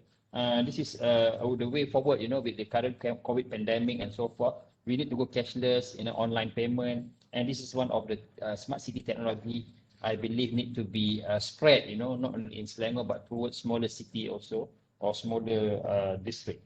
Okay, I would like to invite our next and last presenter, Mr. Bazli from Chulia, okay, for the presentation on this smart building. Okay, Bazli, please. Okay, terima kasih. Bismillahirrahmanirrahim. Alhamdulillah rabbil alamin wassalatu wassalamu ala asyrafil anbiya'i wal mursalin wa ala alihi wa sahbihi ajma'in. Subhanaka la ilma lana illa ma 'allamtana innaka antal alimul hakim. Amma ba'd. Assalamualaikum warahmatullahi wabarakatuh. And very good still morning. Very good morning to everybody. Terima kasih to our moderator Zulkifli, TS Zulkifli Muhammad, Senior Principal Analysis Mike, and thank you to Kptp for having us here, and also Mike, and even for this Malaysia Smart City Alliance. I just run through briefly because we have a very short time, and even actually a few of solution is actually tabled by our partner here, our colleague here in from Telecom, from SEDA, from iPrintis even. So Chulia Group of companies, we have 15 companies under us. I would like to just explain on the technology and on the healthcare side, because in Chulia we have Chulia facility management in terms of the buildings, and we have Chulia utilities for our outside of the building, and even for this healthcare management we have Chulia biomedical engineering. So under the technology we have IoT remote building for the next slide, and blockchain and computerized maintenance management system. We emphasize in terms of maintenance and management system, not only for the commercial buildings, but even for the hospital buildings. Next slide, please. We are always still collecting data manually. We come up with our own solution, which is we develop our own WARIS system, the smart sense system. And of course, in this smart sense system, we have currently we have 15 type of sensors, including vibration, humidity, temperature, and etc. But now, this solution is actually more to the maintenance of the buildings. Say, kalau tiba-tiba aircon batuk, kita dah tahu dah dia akan next 1-2 month dia akan rosak. So it's not just preventive, but we are actually doing for the predictive maintenance. We are not looking at the PPM only, but now we are moving towards to the predictive analytic maintenance. So bila dah batuk, kita buat maintenance secepat yang mungkin, tak perlu tunggu lagi date, due date dia ataupun due date PPM dia. Next slide, please. So we skip for the next slide. Next slide, please. Okay, now we are looking at this outside of the building, because inside of the building, I think a lot of people is doing it even, because most of our solution is actually we install it in outside of the Malaysia, Indonesia, Dubai, and Doha. For this outside of the building, we have a vehicle tracking system for the buses, truck, motorbike, and also for e-scooters tracking system. We have underground drain monitoring system for safety and security early warning. It's actually for alert banjir of anything, and even for the smart bukit hill slope monitoring, because we will share the slide to everybody to see the challenge, and then what is the solution, and then what is the key, the benefit of this system. Next slide, please. Okay, we even have the smart udara to monitor the environment. Of course, we understand that a lot of things is happening right now in terms of chemical smells, everything. So we can detect from here. And we also have a smart manhole, because normally bila besi ataupun keluli manhole penutup ni selalu hilang, kena curi. Jadi the movement and emergency monitoring system of this smart manhole, it's not just takut hilang of that keluli ataupun penutup tu, but we can manage even under the kumbahan ataupun manhole tu. Contohnya manhole tu semakin air dia semakin naik, ataupun konten tertentu yang can even in terms of the safety and the security. And we also have a smart longkang for flood level monitoring system, rivers and also canals. Next slide, please. Yeah, we also have a smart bin, same as our friend just now from PCOM Technologies, and also smart tikus, hygienic and cleaner environment. We can install it near to the we call it pintu premise, or can detect the frequency of these mice lah. We also have a smart lampu to do a monitoring and control of lighting. Of course, it's not only lux, but even we also understand because we have CIC, Control Information Center. Control and Information Center is now we can have a site visit here in Chulia HQ at Sungai Besi, so we can see how we monitor. It's not only for Malaysia buildings, but even for the outside buildings like Dubai and some hospital in Doha. Dubai is a lot of villas under our maintenance. More than 1,300 villas is under our maintenance services. And for the building itself, we actually maintain do the maintenance of showroom like Ferrari, Audi, and all the high class all around UAE. It's not only Dubai for this maintenance and repair of this showroom. And even for the other buildings, like we are targeting Burj of Khalifa to do the maintenance of Burj of Khalifa, inshallah, in next 2 years, because the tender will come out by next 2 years. And even for Doha, we just received an award to manage the hospital facilities, 8 hospital facilities for Doha, Olympic Doha 2022. So this is what we can provide. Even if, let's say, yesterday I heard that some PBTs, I think, or maybe some panel said that the challenge is vendor or provider rarely or hardly do the POC. We are always open to do POC, even if, let's say, might to do POC at the buildings also we can have it. And it's not just for the buildings. Even if, let's say, you for PBT having some issue with the river, some issue with the longkang, then we can have some POC, proof of concept. Next slide, please.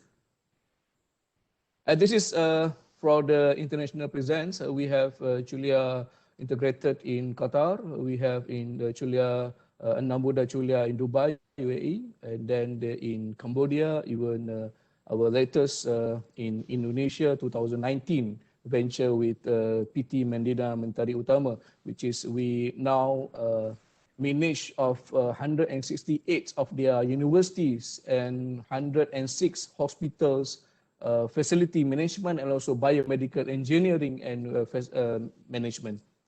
And next slide, please. This is the platform that we use, work automation and risk information system. We call it URBANICE, and this is part of this CCMMS.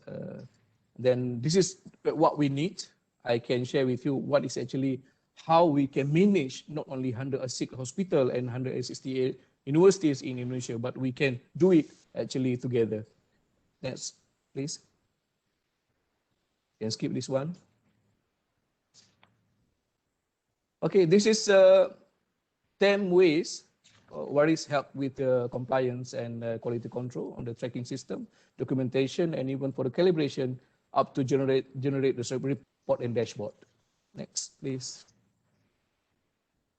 Okay, this is our client, local and international. Next. Okay, the solution is what we need is a case study in Indonesia. Actually, we have to be very transparency, and we have to band together. If say TM have their own solution, other partners like PCOM and even Sena Traffic have their own solution. We sit together and come forward and table the proposal together to the PBTs, because we cannot be champion of everything. So we can probably select of our core business or core sensor. Say we have Sena Traffic here is champion in traffic control. So we can combine together and then let's talk to PBTs and even all these the partners in what we do actually in Indonesia, because we have the platform of blockchain, we have our own platform of HIS system. So we integrate the picture archiving and communication system in Indonesia to have the very good and stable platform. This is that we combine and band together to have our good and very. We don't want to be like develop a new competitor. So we have to be like complementing each other, inshallah. And I think this is the last slide. Yeah. Thank you very much. We are just awarded 2019 as a Smart City Pioneer Award winner in Dubai. Okay, thank you, Mr. Bazli. Okay, that's the last presenter. I would like to, since there's not much question and answers, but the participants can still post question. We will share all the slides with all the participants, can be downloaded. Of course, here I would like to just sum up generally, as you can see, the needs of the the PBT itself, as per what has been mentioned, you need to have your own data, all the local authority needs to have their own data, prioritize what you want to do, and then you have here heaps of technology that is available, all are local technology, from the leader TM, look into the holistic solutions, you have PCOM, look at the smart homes, mentioning about the fiber technology, DIG1 concept, and look at the smart waste, waste management or waste bin management, which is good for the PBT. And also system scientists talk about the smart citizen tourism, on how citizen engagement early and tourist engagement is important, and you can serve the community with the technology on smart city, Sena Traffic, look at the smart traffic management, and cashless payment by Mr. Jyoti, look at the how to formulate a sustainable financial model that is important and to get all stakeholders to be involved. And finally, we have Badli from Julia talking about, a local company, has been awarded. They are the expert in all the sensors, and I believe this is where, he welcome all the PBTs. If you have any pilot, project to do, you can communicate with him. And also, I would like to thank all my speakers from PM, Encik Rahman, Mr. Rahman, Bazli, Guven, Zainuddin, Azura, and also Mr. Jyoti. Thank you very much. And, short of time, generally, they will be, your information will be shared with all participants. And I would like to hand over to the MC, Mr. Nur Mazlan, I believe, for the next session. Thank you very much, everybody. Okay, thank you so much, Mr. Zulkifli Muhammad from Mike. So, yang berbahagia Datuk Seri, Datuk-Datin, ladies and gentlemen.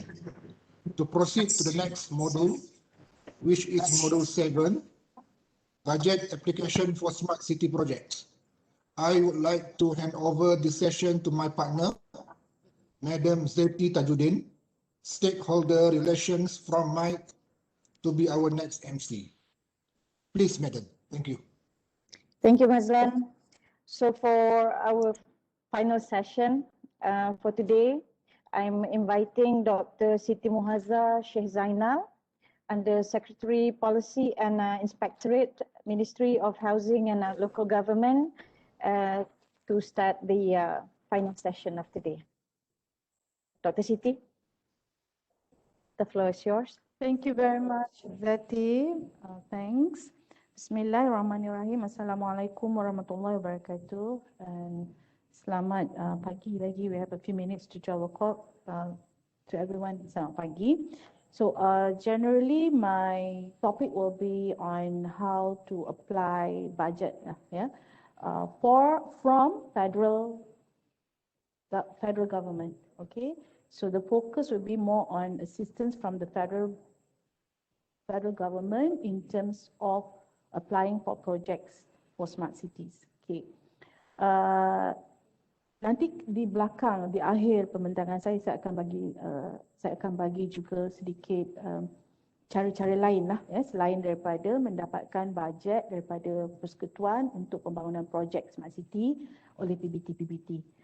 Generally, tuan-puan pun sedia maklum bahawa KPKT telah mendapatkan input daripada semua PBT untuk melihat ataupun meninjau potensi PBT ataupun perancangan PBT dalam merangka projek-projek smart city bagi tahun-tahun hadapan.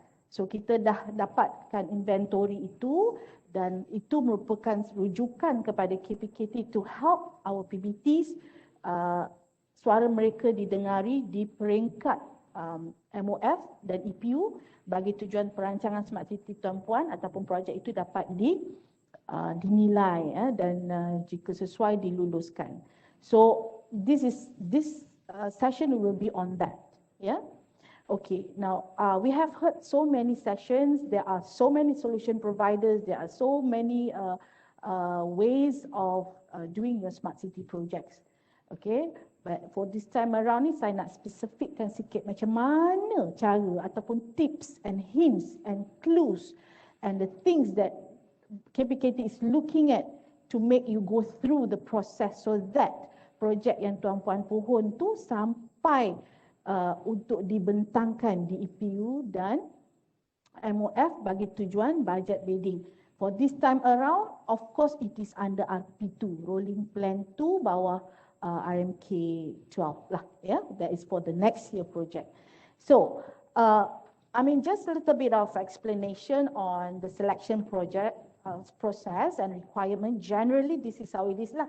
At the smart number 1, daripada tuan-puan punya permohonan, itu akan sampai ke meja Smart City KPKT di bawah division saya dan kami akan bincangkan bersama jabatan agensi dan dengan pandangan dan komen, dan kita juga ada waktu kita akan sit for SME meeting, subject matter expert meeting, untuk menilai sejauh mana projek-projek yang tuan-puan pohon tu boleh dibawa ke tengah, whether it is feasible dan sebagainya, and whether it has strong importance to your PBT and your people. So generally it is going to be addressed like that or managed like that. Then bahagian dasar will bring up the voice kepada Development Division KPKT. Di sini kita register apakah nama projek-projek yang membawa prinsip smart city.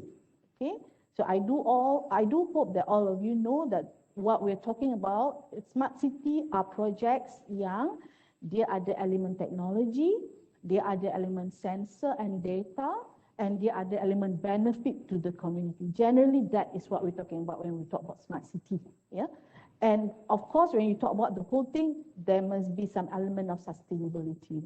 Maknanya kita tak nak teknologi ataupun teknologi yang tak sustain. Contohnya lah, just a little bit touch on that side, because KPKT juga merupakan orang kata in a way I put it like fighter lah ya bagi PBT melaksanakan SDG. So saya masukkan sekali di situ. So from the development division tu ya, kita dinasihat, dilihat secara makro dan kami akan bawa kepada EPU. Okey, di sana kami berpeganglah ya dengan EPU untuk memastikan projek-projek yang kita dah tengok ya, kita dah nilaikan ini to see whether there are projects ataupun untuk fight for all of us lah ya, PBT punya projek. So because of that ya, di komunikasi antara KPKT dengan PBT mestilah tuntas, mesti crispy, mesti jelas dan tuan-tuan perlu datang come to our needs brilliantly. Okay, maknanya I mean, I'm just giving an example because our experience in asking for project list daripada PBT sangat susah. Okay, it takes months and months untuk semua PBT come up with their projects. So, saya rasa dari segi ini pun kita kena tambah baiklah. PBT must be very responsive because when we talk about projects, we are talking about serious business. We are talking about helping you. We are talking about building your smart cities together. Okay, so tolonglah dari segi itu saya sekali harunglah saya bercakap untuk menasihatkan tuan-puan to be very responsive ya. Di KPKT kan kita sekarang ni cepat dan responsif. So we are upholding that principle also dalam melaksanakan smart city kita. Okay, now the next slide would, is also telling ya, where is smart city? Next slide please. Okay, where is smart cities in terms of RMK12? Walaupun RMK12 belum announced, but generally under WKB, Wawasan Kemakmuran Bersama dan juga SDG agenda tu kalau tuan-puan lihat, dia berada di bawah tonggak 5 ya, tonggak 5 roughly on inclusivity dan kesejahteraan rakyat lah. Maybe this is masih bayangan wallahu a'lam, but that was in the kerangka ya. Jadi memang tepatlah agenda smart city ini masih lagi driven progressively by the government untuk memastikan PBT especially to be very active and aggressive untuk melaksanakan projek-projek smart city. Dan saya juga ingin menekankan di bawah rancangan Malaysia ke-12 ini kita masih lagi menekankan the outcome based approach ya. It's not that just output but more on outcome, the impact to the people, the impact to the rakyat. It's that. Itu masih menjadi penekanan kerajaan. So be careful guys that you must make sure the projects that you are proposing are projects that give benefits to our people. Ya, nak lagi dalam tempoh sekarang ni we have COVID, we have bencana alam ya, unpredictable bencana. So what has that to do with your smart city? You know, what are your issues in your smart city that would finally trickle the benefits to the people? So all this nanti saya akan explain further. But generally I would want to see di bawah tonggak RM5, RM12, that is element of smart city as well as ada dimensi perekayasaan sosial. Di situ pun adalah about engineering, re-engineering our society based on technology. Yeah, that's where smart city fits in, right? So next would be the primary aim of the shared prosperity vision is to provide a decent standard of living to all Malaysians by 2030. This is just a refresh about our SPV, and this you can read lah how we put decent standard of living through having smart cities project. So remember, the government is still proceeding on the agenda of smart cities and agenda of SDG. So we are still relevant to fight for having smart cities project in your perancangan pembangunan bandar ataupun rancangan tempatan tuan-puan. Okay, so the next slide will also show about some priority setting. Ni saya perlu peringatkanlah. Umumnya kalau nak dapat perhatian daripada peringkat yang makro, could be KPKT, could be EPU, could be MOF. The big thing that we are looking for adalah projek-projek yang merupakan projek sambungan daripada rancangan Malaysia ke-11 contohnya. Contohnya macam sambungan pembinaan pasar awam, sambungan pembangunan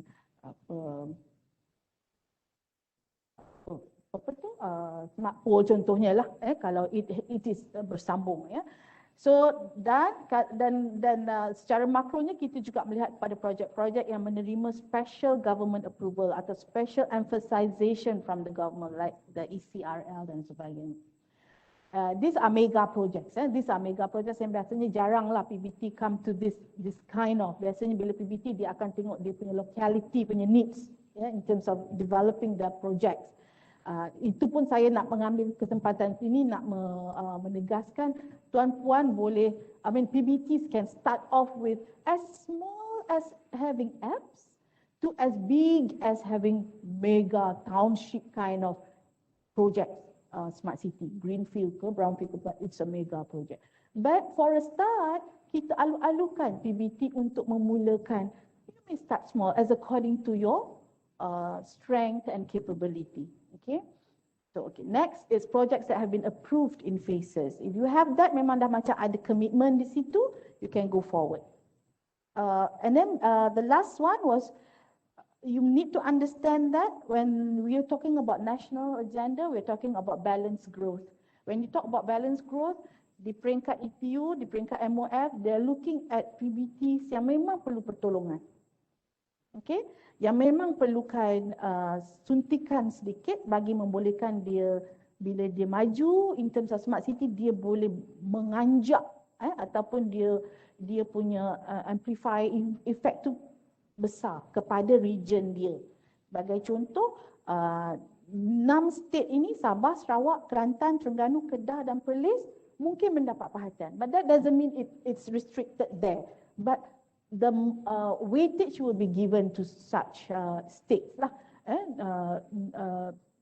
tanpa menafikan peluang juga daripada negeri-negeri lain. But this is the truth. This is the truth how the EPU dan budget team di peringkat makro will look at our project. Okay, so because of some setting di peringkat besar ni, maknanya kita daripada awal permohonan projek itu hendaklah very strategic, very clear, very true and feasible from your planning lagi. Saya percaya PBT dah ada rancangan ke arah situ. Tetapi sejauh manakah tuan-puan rasakan bahawa projek itu adalah projek yang sebab kita minta barulah bagi semerta dan tulah baru nak fikirkan mesyuarat 2-3 hari, inilah projek saya nak. So when you have such projects proposed to KPKT, when we read, kita nampak dia punya kekurangan di situlah. But if you have something like blueprint yang you jelas nak bawa agenda apa, nak bantu apa dari segi smart city kepada rakyat, kepada PBT punya purview ataupun perkhidmatan, then you will know what is needed next, what needs to come at that point of time. So in other words, PBT must have a clear time frame, a clear blueprint that says you have this project because of what, and the next one would be this. So you have to have that.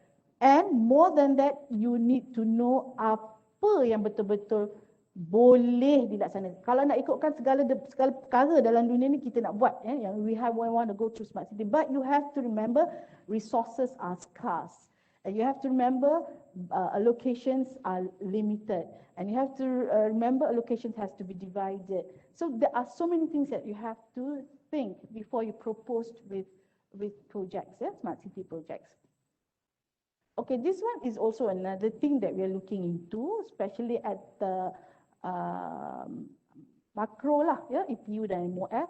You need to have high impact projects, the right projects, ya, best value project yang nanti saya akan detailkan sedikit, ready project site, government priorities, tadi saya dah sebut, and in line with policy. Before I came here, I spoke to some officers from EPU as well as MOF. Among others, yang mereka tekankan adalah berkaitan dengan how important it is that PBT should come along or go by the framework, the smart city, national smart city framework yang KPKT dah keluarkan. So principally, you should be able to follow within that. The 7 component, or the definition is just right, the, you know, how it's all explained dan sebagainya. So when you come to KPKT, kita akan tengok, oh, okay, this is in line.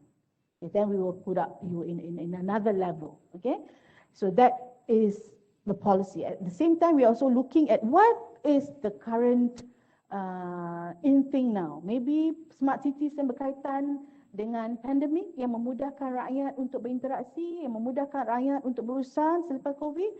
All these things will come into considerations. Okay, now appropriate. Dalam keadaan kita yang serba limited, serba ada banyak cabaran, sesuai ke kita nak minta contohnya projek yang permohonan peruntukannya terlalu tinggi, yang memakan sampai 104 juta, 108, 200 juta. Hello, we are talking about 154 PBTs that KPKT wants to help. So you have to be very, in terms of yang KPKT nak bantu ni, nak bawa naik kenapa, you have to be very particular in what type of, and very practical in proposing your budget. I have a few examples here which I do not want to mention what the name of the PBTs are here. Ada satu project on smart flood monitoring system. Okay, bila dia propose, tak nyatakan tempoh pelaksanaan projek, tak ada pecahan kos projek. So what do you expect? Macam mana? We don't have time ni. Time is running. We are talking about 154 perhaps better proposal. So where am I going to put your project? Contoh.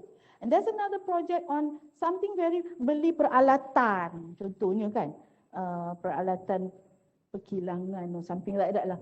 We are talking about smart city project. What is smart city project? Again, we're talking about yang saya cakap tadi tu, ya, data, sensor, technology, the community that should reap the benefit. So this kind of yang permohonan-permohonan yang macam minta je lah apa-apa nasib, we can feel which are genuine and which are jawab je lah. Come on, PBTs, where are you? You know, you have to be very true with your permohonan. We are talking about ringgit kerajaan ni. Kan, kita nak bantu betul-betul, yang itu yang saya kata, kita nak bantu mereka yang serius dan ready. Alright? So, macam permohonan-permohonan yang macam tadi saya sebut tadi tu, yang macam very nak beli peralatan, there's no element of smart city. To us, this is not based on project, tapi more to the advantage lah. Yang biasa-biasa yang dia boleh beli pun pakai duit peruntukan sendiri without going through us. And there are some projects yang saya dah mention tadi, permohonan peruntukan yang terlampau tinggi. This also you need to come. Ni kan, saya terang-terang cakap, the part we have to fight for smart city budget is difficult. Because nak lagi ni ada pandemik, mungkin KKM punya proposal lebih weightage dia besar. So we have to be very strategic lah nak mohon macam mana. Again, at the KPKT side ni, we keep on fighting for smart cities development. We putting it very relevant. In fact, it is the best, one of the best ways to live in a city now, having smart cities, having digital things to help us. So smart city agenda has always been relevant and will become relevant, and KPKT will be the party that would, you know, amplify the importance of smart city for PBT.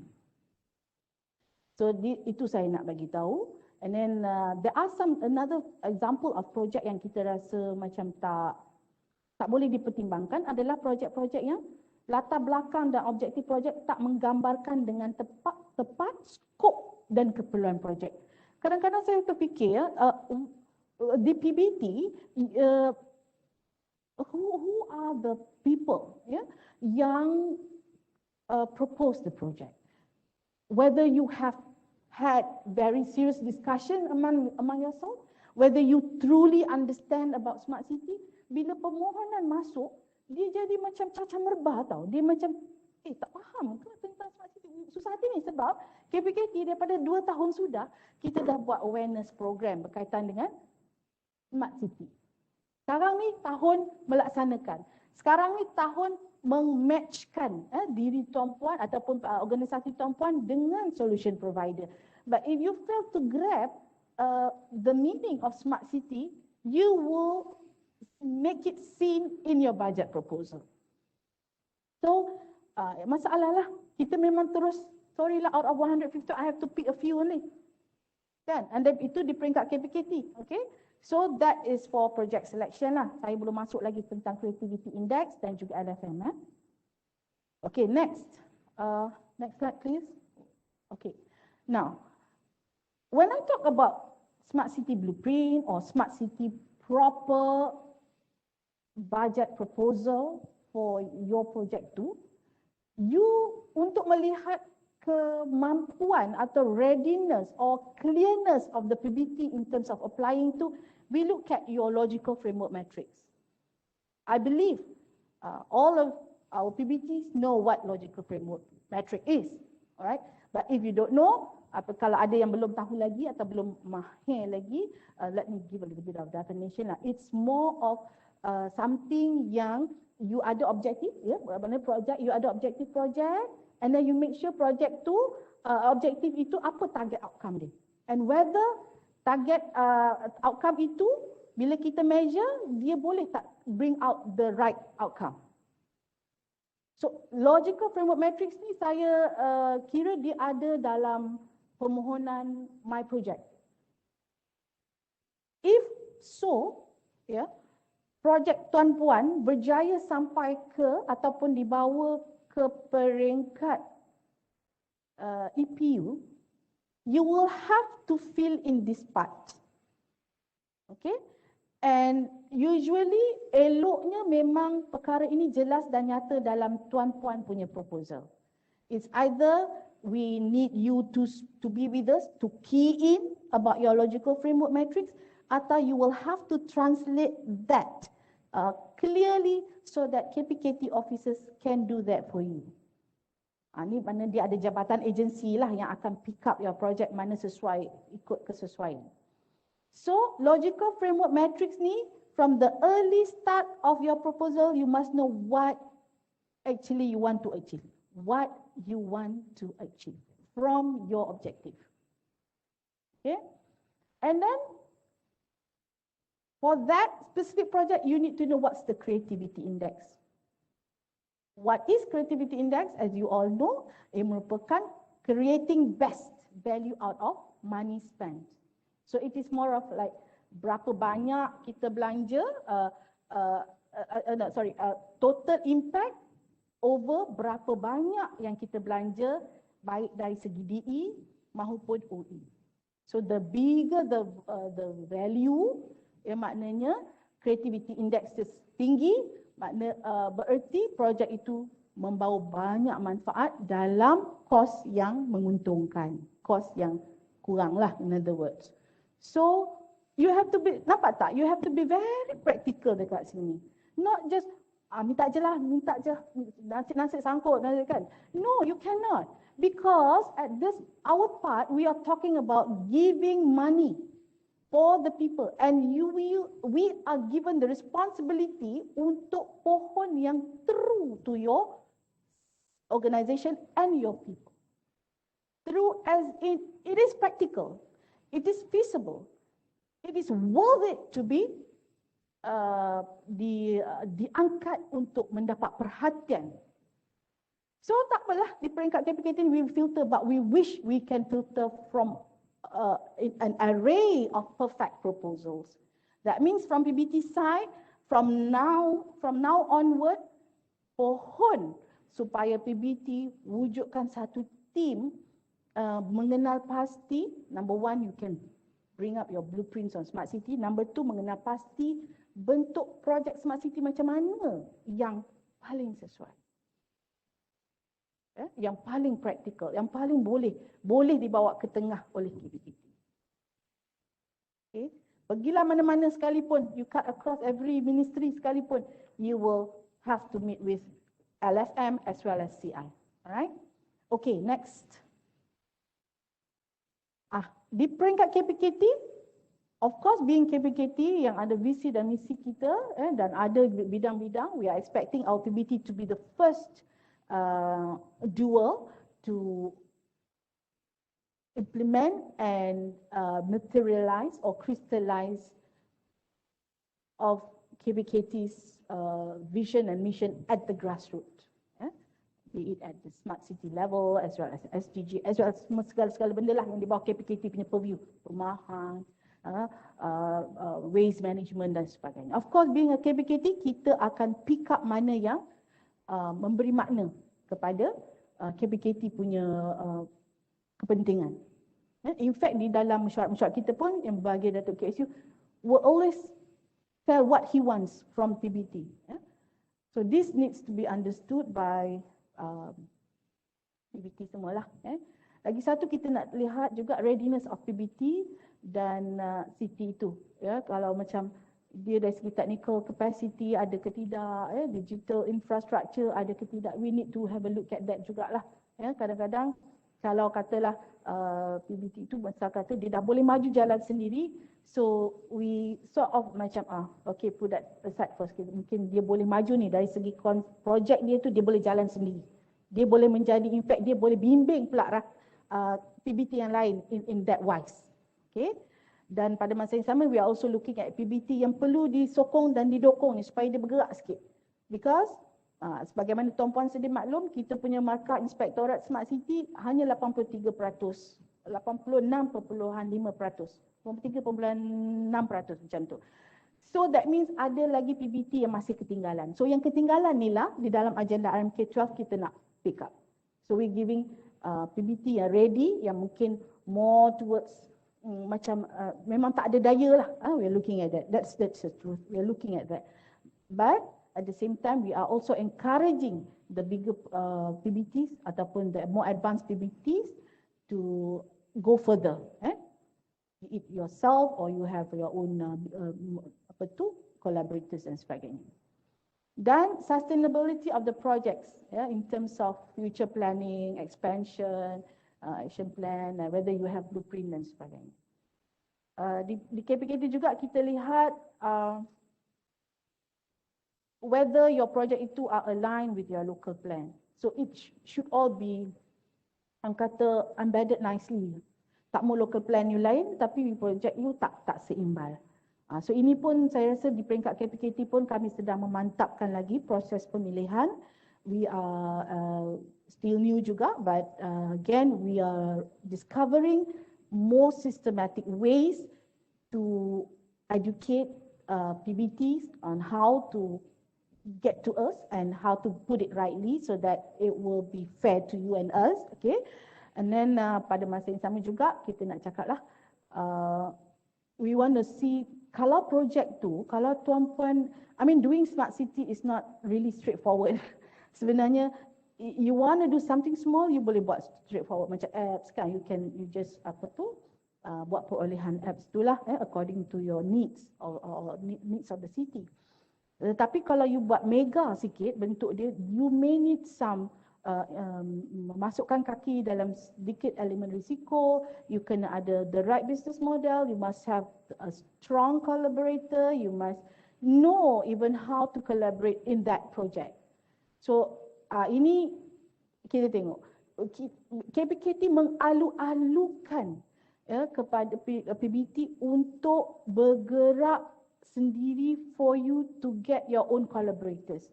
Perhaps with that, if you have credit worthiness yang bagus, tahap A ke atas contohnya, or B plus contohnya, if it is worth enough for companies to invest in your project, give it a try. Kan? Itu. So collaborations is to me a must in smart city projects. Yeah?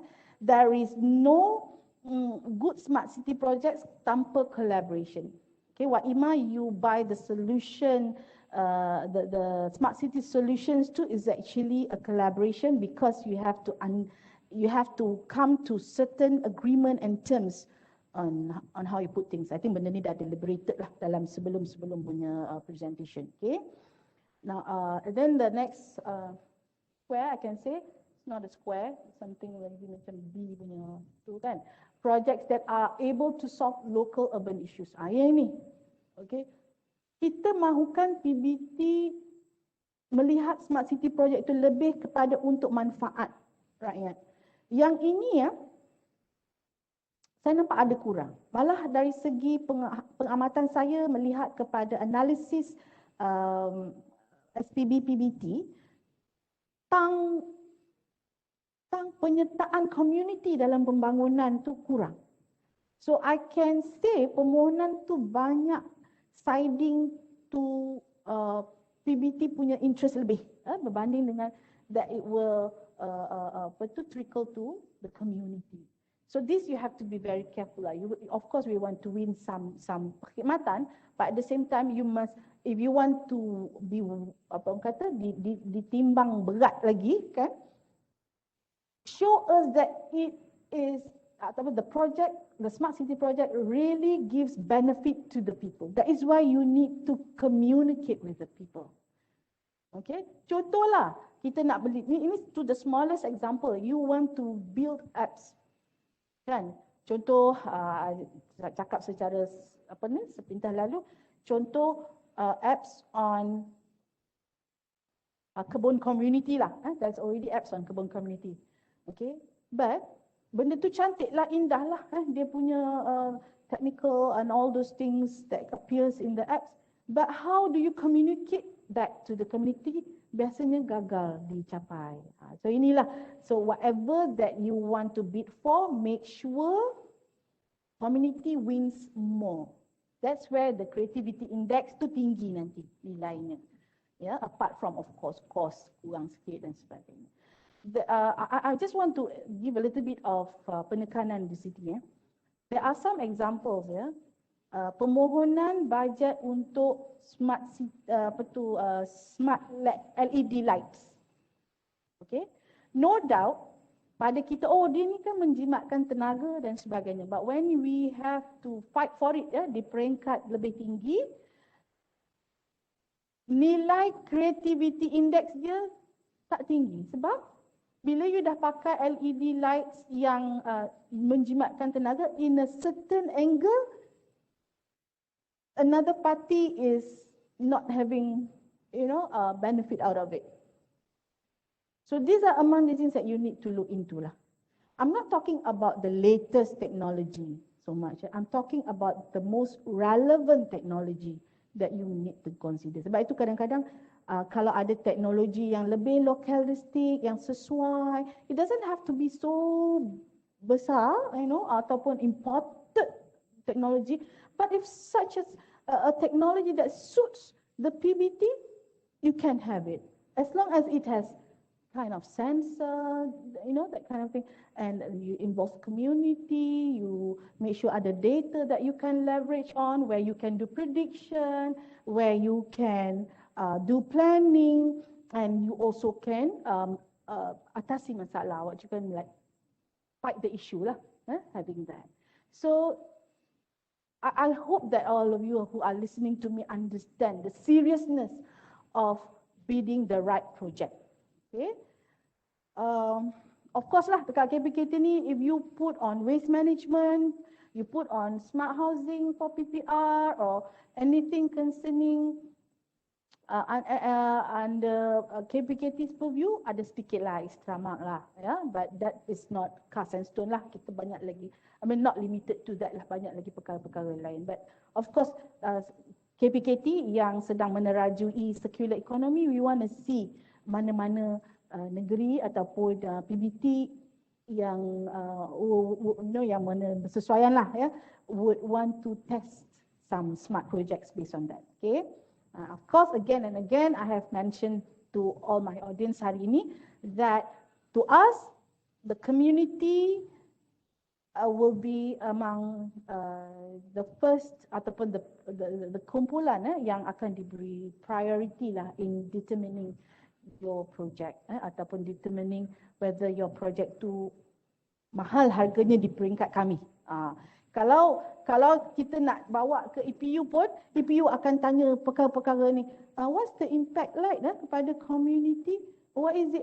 So it is more towards that tau. Walaupun kita rasa kat peringkat kita ni kita nak kuatkan kita punya e-governance dan sebagainya. Tetapi we would always want it to happen. Finally, it will boils down to bringing benefit to the people. So you have to tell us lah. You tak boleh lah macam sembrono saja. Boom, bagi ini titik projek yang kau fight lah. No. We need to be made understood over what you want to do so that we can fight rightly for you. So these are among the things. So at your level in determining your smart city projects must be very clear and true to the advancement of your city. Okay. Next. Okay, this is more or less a budget application process yang sekarang ni kami sedang lalui. Mula semakkan data profiling yang dikemukakan. At the moment we have that inventory as the basis, but I think KPKT need to tambah baik supaya permulaan tuan-puan selepas ini dipandu dengan cantiknya after we in a way like teach you how to come about lah macam session hari ni lah. Then I hope that this will open your eyes how particular that you have to be with your proposals. Okay. Kemudian pemilihan saringan di peringkat kerjaan. This is where we are now. Now we have put up some projects for smart city. Out of many projects tu, saya nampak we have to be a little bit limited lah, ya. In terms of, itulah saya cakap tadi, isu-isu yang tak clear lah, budget melampau-lampau, very orang kata apa, impractical, ya. Okay, then the permohonan tu, permohonan proposal kepada PBT ni maknanya mungkin detail dia, detail projek tu, sekiranya ada macam skop tak jelas dan sebagainya lah.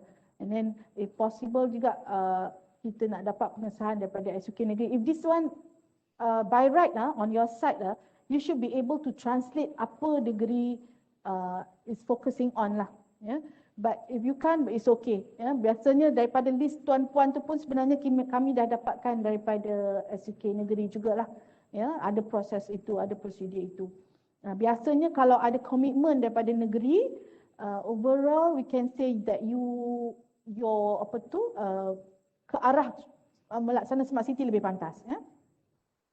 And then if need be, and most times we will sit down for subject matter experts, bagaimana saya dah mention tadi. And then kalau kata daripada situ kita pun dah kenal pasti mana yang shortlisted, kita akan masukkan maklumat dalam My Project. Ini tuan-puan lebih mahir lah, ya, masukkan dalam My Project. Di sinilah terkeluarnya ataupun tergambarnya segala-gala LFM dan creativity index itulah. Okay, so that's the part. Lepas tu celah tu is putting it in a certain period of time, and then pembentangan kepada EPU. Okay, pembentangan kepada EPU ni critical. Usually I will be there, and of course with the project owners lah, ya. So pengalaman kita memang pahit lah untuk fight for smart city ni. Saya datang dengan armor yang cuba selengkap-lengkapnya to make sure our PBT gets what they are supposed to get. I mean, it's worth to have projects lah after kita dah nilai all the processes. So, but again, that it's not limited to my strength and our KPKT punya drive on smart city. At the MOF and EPU level, they have a bigger concerns lah. Okay. Bigger concerns lah untuk dia finally come out with decision projek apa yang dibenarkan ataupun diluluskan bajet. Okay, so we had, I mean, for this time around agak bitter sikit experience, but we never stop. We will always make sure that smart city will get their part and will help the government or help our people to move forward by having it di negara kita lah. Overall, I can say we are still at the implementation side. There are a lot of things to be done and banyak kerja di peringkat KPKT, di peringkat rakan-rakan strategik kami, MIND, and all your alliances, URBANICE and all lah, ya, semua kita kena buka jalan lagi bagi memastikan smart city ini direalisasi dengan lebih agresif, ya. Okay, next slide. Okay, apa yang saya sebutkan tadi itu semua adalah permohonan bajet untuk federal punya peruntukan. Okay, but the good news is if you can't get easily, if you can't get through easily having your smart city project implemented through federal government funding, you can also tap on other funding resources. Ya. Macam kita ada ASEAN Smart City Network, ya, kita ada KPKT ni merupakan the gate ya untuk PBT come make your big project sikit ya, big.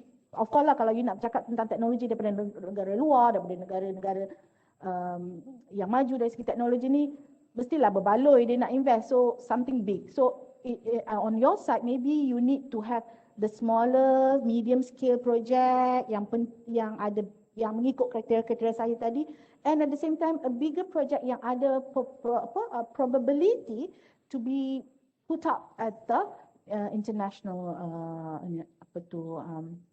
funding lah. In fact baru-baru ni kita dapat daripada Jepun, daripada Korea, they are very active and now coming up also insyaAllah daripada China, US, UK will want to come for giving assistance in terms of either funding or kajian or technical assistance or capacity building. So get ready with that also. Baru-baru ni kami open up lah kepada PBT untuk projek-projek berskala agak sedikit besar ya, untuk tujuan investment daripada negara luar. Memang tak banyak satu dan sangat slow dia punya take up tu. So that means mungkin PBT most are not yet ready lah ya. But that must not stop you. So we expect PBTs ya di era RMK 12 ini, the transition should be very, orang kata ada lonjakan yang besar. Okay, when you were perhaps a 3-star PBT for instance or a 4-star PBT for instance, you must be very far under RMK. You have to be bolder, you have to be more aggressive, you have to be more systematic and strategic to be a PBT yang ada meninggalkan impact. Yeah? And for those who are at the 5-star PBT pun, your 5-star masa RMK 11 may not be the 5-star under RMK 12 because pengukuran dia lebih mencabar, ya, lebih ketat lah maknanya, because we want you all to move forward. So be ready untuk bermain di dalam arena antarabangsa juga, especially you have SDG, you have smart city dan sebagainya. Okay? Now at the same time you can also if you are strong enough, sebenarnya saya nak cabarlah PBT yang ada credit rating ni, you can go and do your own recce with any smart solution providers, any financial institution yang boleh be your collaborators in your smart city project. You must be brave to meet with all of them. If let's say you can't, please at any time come to us. We may set up satu gerak kerja lah bagi membolehkan tuan-puan or perhaps become the medium people for you to communicate with them. But through my experience, Selangor, Penang, Melaka, Sriwijaya and Putrajaya, they managed to do themselves. Yeah. Then again, then again, I do hope that these advanced PBTs should be able to help the medium tier PBT to move forward in terms of smart city lah in this case.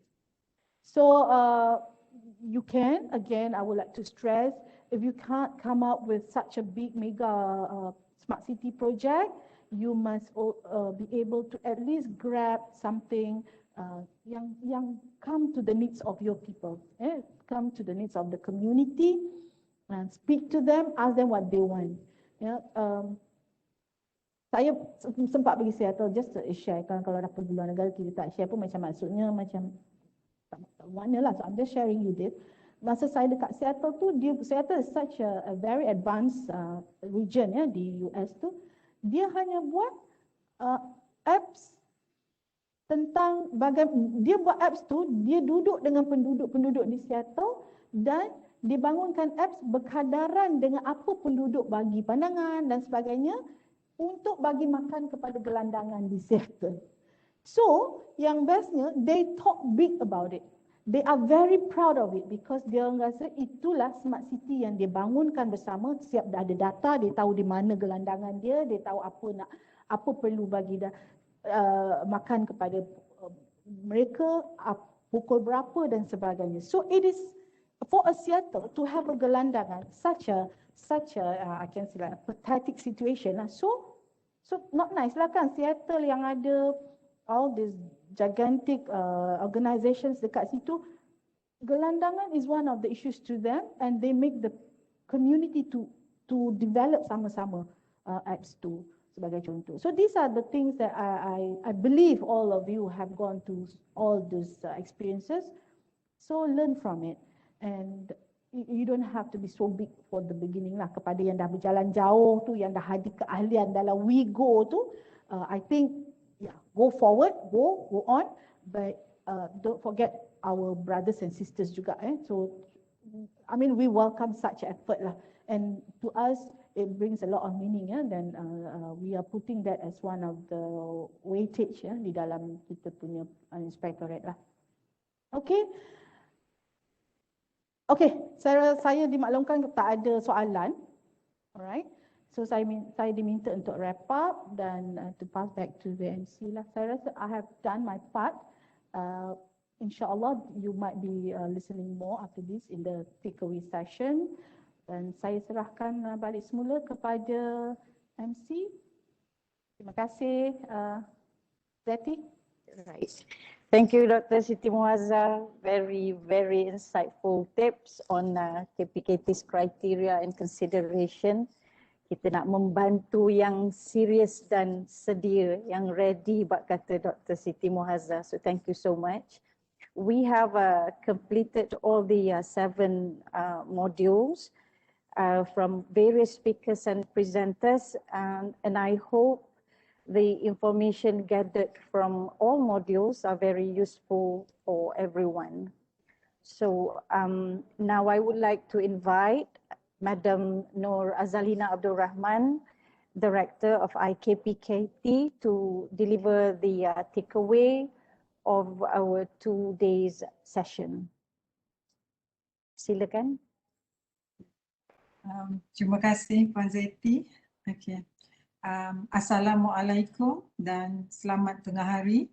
Yang berbahagia, datuk-datuk, datin-datin, tuan-tuan, puan-puan dan semua peserta yang saya hormati sekalian. Okay. Terima kasih kepada semua peserta program yang masih bersama-sama kami selama 2 hari ini bagi menjayakan program knowledge sharing and training session How to Accelerate the Implementation of Smart City in Malaysia. Sepanjang 2 hari ini, kita telah berjaya membincangkan pelbagai aspek pembangunan bandar pintar. Pelbagai aspek bermula dari pandangan mikro berkenaan hala tuju bandar pintar, kaedah pembiayaan keuangan bagi projek bandar pintar, penggunaan teknologi dan pengurusan bandar pintar ke arah mencapai SDG agenda. Yang berbahagia datuk-datuk, datin-datin, tuan-tuan dan puan-puan serta semua peserta yang saya hormati.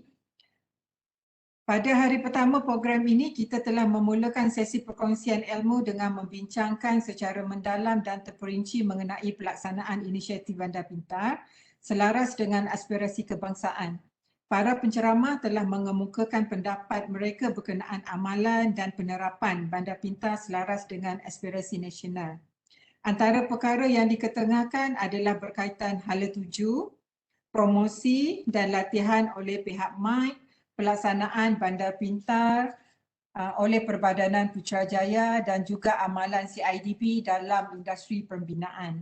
Seterusnya, kita telah menyentuh kepada topik Smart City, Guide to the Role of Planning and Development Process di mana pihak Plan Malaysia telah menerangkan beberapa input antaranya adalah kepentingan Bandar Pintar, keutamaan yang perlu diberi perhatian dalam perancangan dan pembangunan Bandar Pintar serta penerapan konsep Bandar Pintar dalam pelan pembangunan.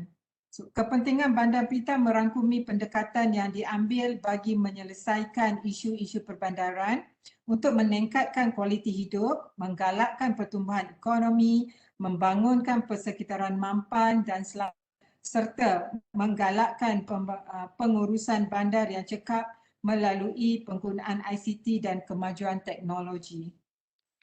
Berdasarkan pembentangan yang telah kita lihat, kita telah memahami 5 key areas atau keutamaan yang perlu diberi perhatian untuk menyokong perancangan dan pembangunan Bandar Pintar, termasuklah membina hubungan strategik bagi memberi penyelesaian yang holistik, membina asas dalam proses eksploitasi serta integrasi data, membangunkan projek perintis sebagai langkah awal ke arah pendekatan Bandar Pintar, menyediakan dan menggunapakai infrastruktur digital dan komunikasi secara optimum serta menggunapakai kaedah permodelan digital dalam merangka serta membuat keputusan.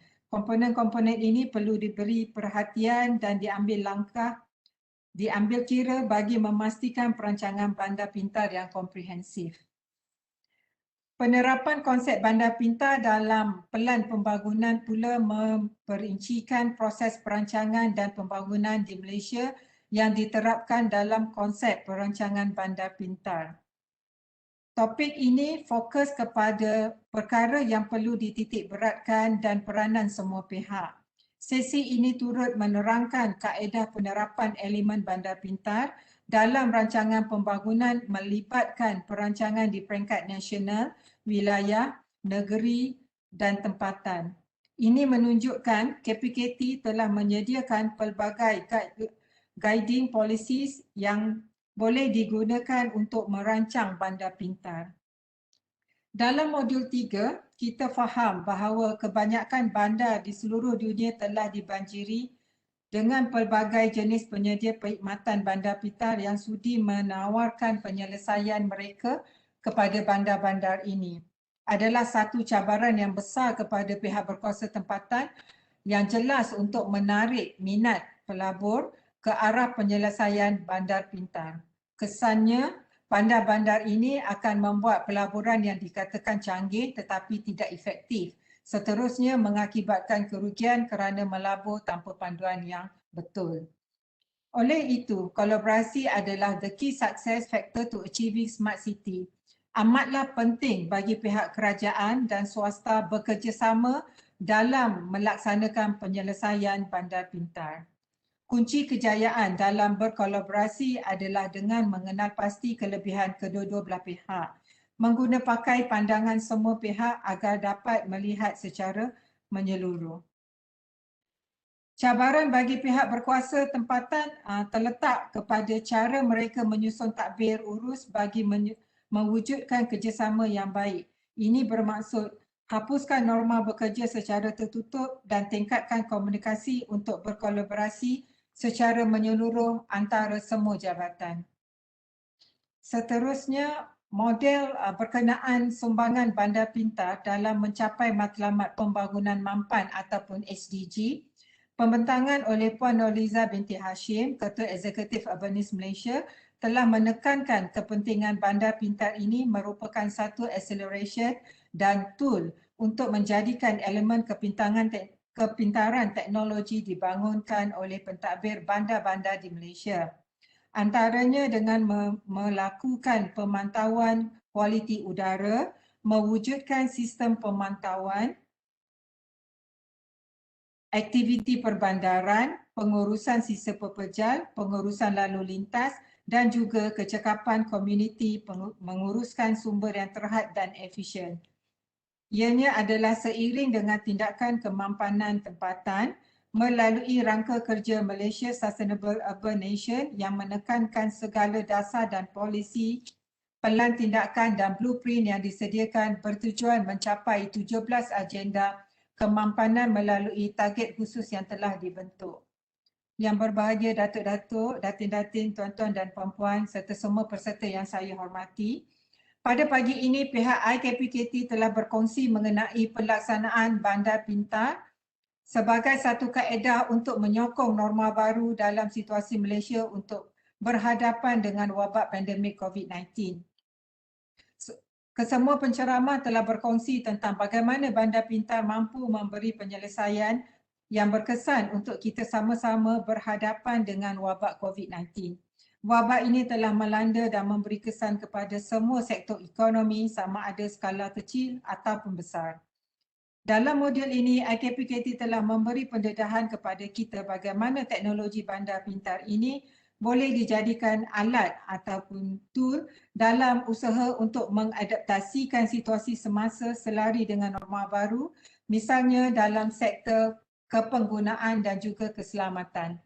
Kedua-dua sektor ini adalah antara sektor terbesar yang mengalami impak yang agak negatif akibat daripada penularan wabak ini. Adalah diharapkan melalui perkongsian ini, para peserta akan memahami betapa pentingnya penggunaan teknologi bandar pintar dalam suasana semasa atau pasca COVID-19. Dalam modul yang ke-6, pihak MIC telah menjayakan satu sesi perkongsian yang baik dengan membawa tajuk Identify the Right Technology to Implement Smart City Initiative.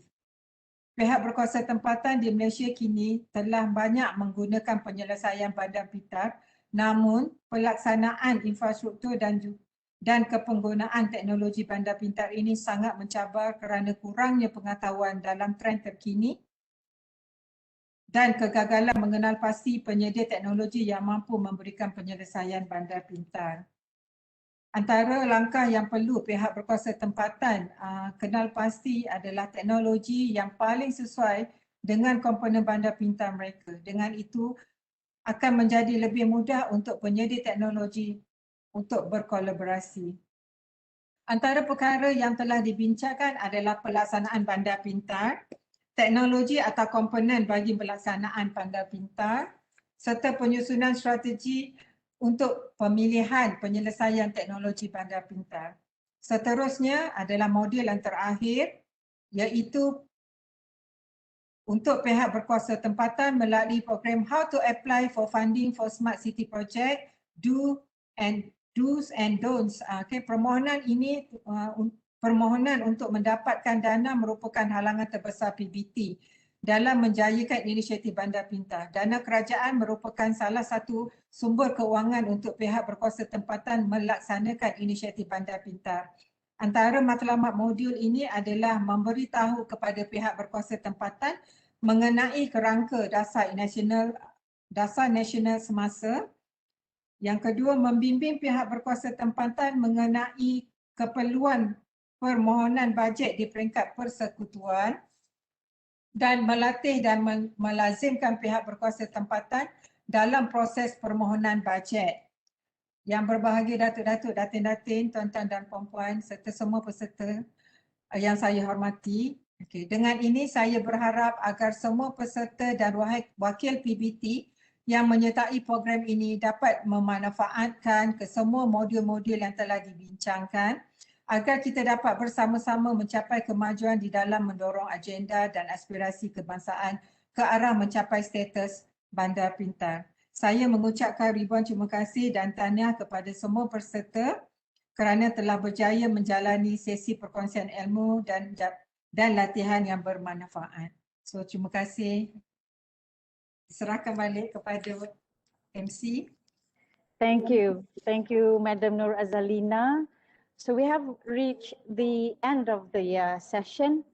To conclude, we would like to invite Yang Berbahagia Datuk Dr. Mary Wong Lai Lin, Deputy Secretary General Policy, Ministry of Housing and Local Government, to deliver her closing remark. Dr. Mary.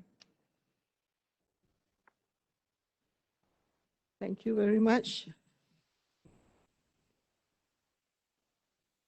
Just give me a minute, try to organize here. All right. Okay, selamat tengah hari dan salam sejahtera pada semua. Yang berbahagia Tan Sri Datuk Engineer Ahmad Tajuddin Ahli, Pengurusi Bersama MIT, Yang berbahagia Datuk Dr. Muhammad Yusof Sulaiman, Presiden dan Ketua Pegawai Eksekutif MIT, Yang Berusaha Dr. Siti Muhazzah Sheikh Zainal, Setiausaha Bahagian, Bahagian Dasar dan Inspektorat KPKT, Yang Berusaha Puan Nur Azalina, Yusnita Abdul Rahman, Pengarah I-KPKT, seterusnya Yang berbahagia Datuk, Datin, Tuan-tuan dan puan-puan dan semua peserta yang dihormati sekalian. First of all, I would like to thank semua yang telah berjaya menganjurkan sebuah program perkongsian ilmu yang begitu signifikan kepada semua PBT di seluruh Malaysia, dan terutama sekali saya ingin mengucapkan tahniah kepada pihak yang turut berkolaborasi bersama I-KPKT dalam forum ini, dan izinkan saya teruskan ucapan saya dalam bahasa Inggeris because I have a few things I would like to share in my closing remark. First of all, I would like to thank all the stakeholders who have participated and joined us in this special event. From the discussion deliberated, we are ready. I can see that we are ready to embark on the implementation of a smart city in the country. KPKT will give our support to all PBTs. Together with our partners and collaborators, we will provide continuous training, assistance, consultations, expertise, and support, even business matching. The importance of each PBT having their own blueprint to ensure proper implementation, monitoring, and also maintenance is so important, and also it is also important for the requisition of funds. So there are two ways of doing this. One of which is actually we have already the national smart city framework. Sekiranya if PBT nak menyediakan satu blueprint, tak perlu juga. Kalau there's two ways. One way is to just ikut saja apa yang ada dalam National Smart City Framework. Sebab Smart City Framework, the money came from EPU to help to give to KPKT to actually do this study, and therefore we have come up with this framework, and the framework is what EPU wants to follow. So kalau bagi PBT yang nak buat secara free, itu cara dia. And if you want to have your own blueprint, which I think is very important, I think PBT can also have their own blueprint, and you may have to pay for this if you engage with consultant if you want that blueprint. But however, I would like to announce here that KPKT will organize a workshop on how to prepare the smart city blueprint for PBT sometime within this year. We will also do a profiling and expand our national smart city framework to include PBTs who are successful, so that this document can be expanded.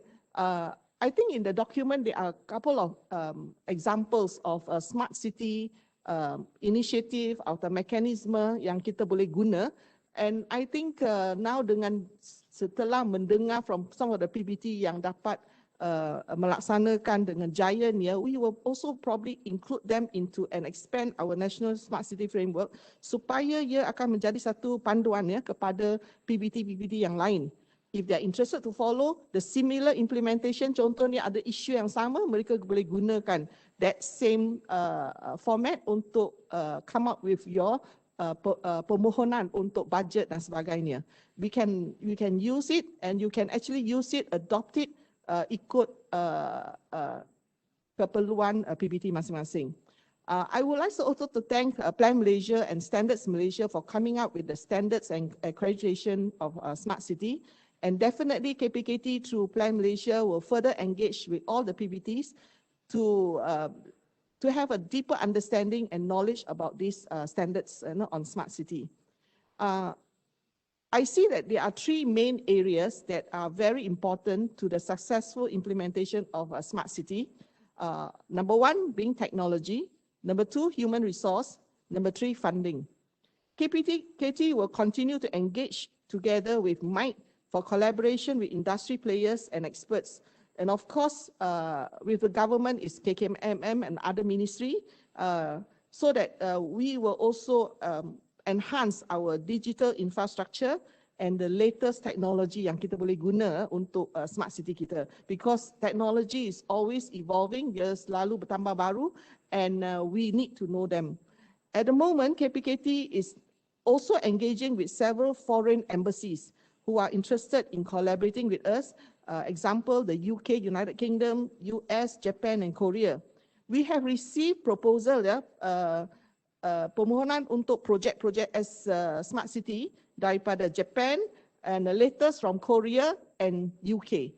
In fact, just last week we have met up with ambassador daripada Jepun, and the minister has spoken to him, and also the High Commissioner of UK, and they mentioned about assisting us in terms of smart city.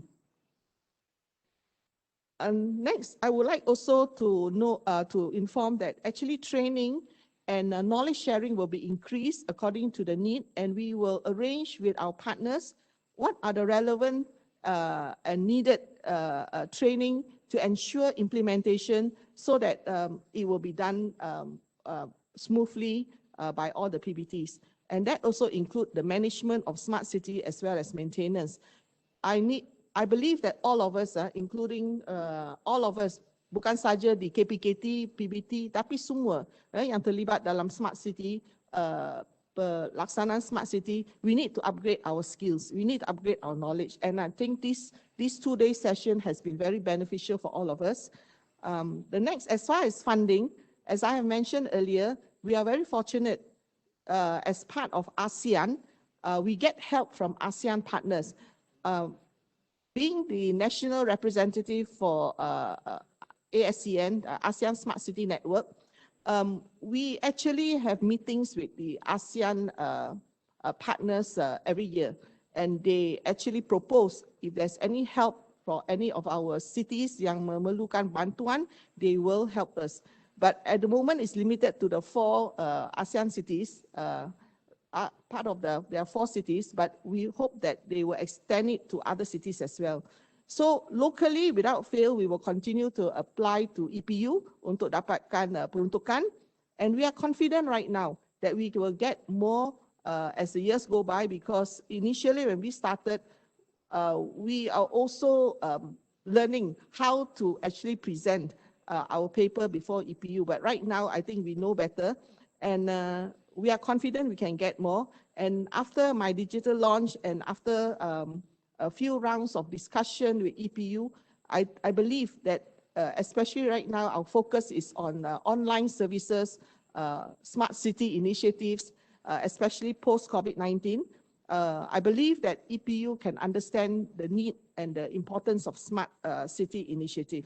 KPKT will continue to source out for international and federal grants for our PBT, and you can also work with the industry players as well as vendors that you have met through this forum. And I believe many people outside, especially the industry players, are willing to work with us.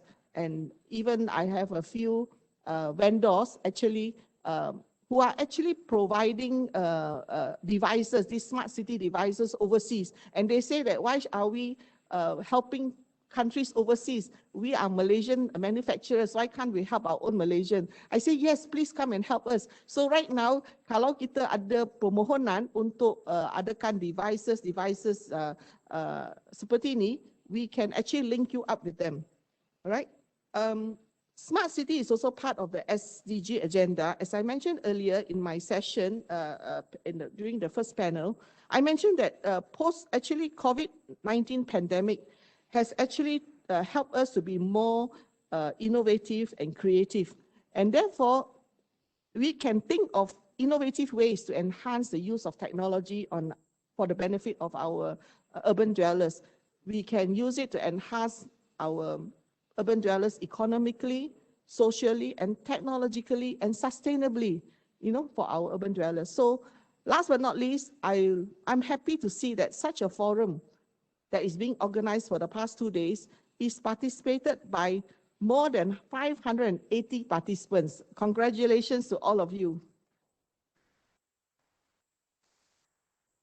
And I think that not only for the participation from all our PBTs and all the relevant people who have come in to join us, we are very thankful to our speakers who have come from all backgrounds to share their invaluable experience. And I want to especially thank all the stakeholders, especially I-KPKT, MITE, PLANMalaysia, URBANICE, all the 154 PBTs, UNIDO, World Bank, Malaysian Smart City Alliance, and of course BDI for coming together to organize this forum and be part of this agenda. So I believe that the past 2 days has been very, very special. Not only special, I believe that all of us have learned. In fact, I was informed by Dr. Siti, we have also learned so much from these 2 sessions, and we want to thank the organizers for organizing such an important event. And I believe that this event should continue on a yearly basis so that every day, every year, we can actually exchange this knowledge of sharing what we have done and how can we proceed to help our urban dwellers, to resolve their problem, to find solutions, technological smart city solutions for them, and that we can make our city a better place to live. So with that, saya ingin ambil kesempatan ini untuk menutup program knowledge sharing dan training session How to Accelerate the Implementation of Smart Cities in Malaysia yang telah berlangsung pada hari ini dan semalam dengan jayanya. Sekian, terima kasih. Thank you Yang Berbahagia Datuk Dr. Mary Wong Lai Lin. To all participants, we will email the link of our today event soon.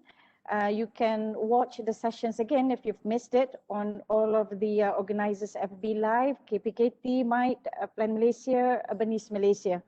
So we will see you in our next events, inshallah. Thank you all. Assalamualaikum. Good day and stay safe, everyone.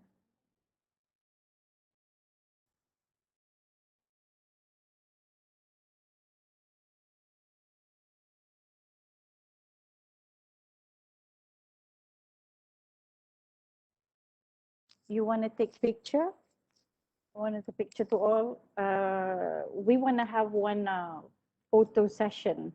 So we need everyone to turn on your video and smile to the camera.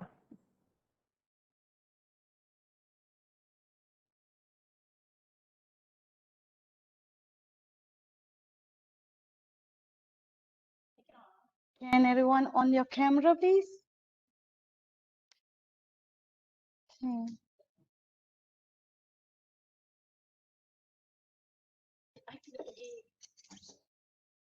All right. Okay. I leave it to my technical people. Right. Anybody else?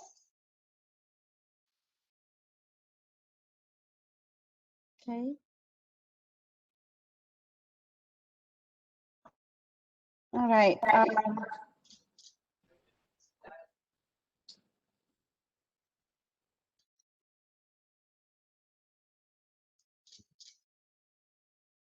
Okay, dah. All right. Thank you everybody for joining.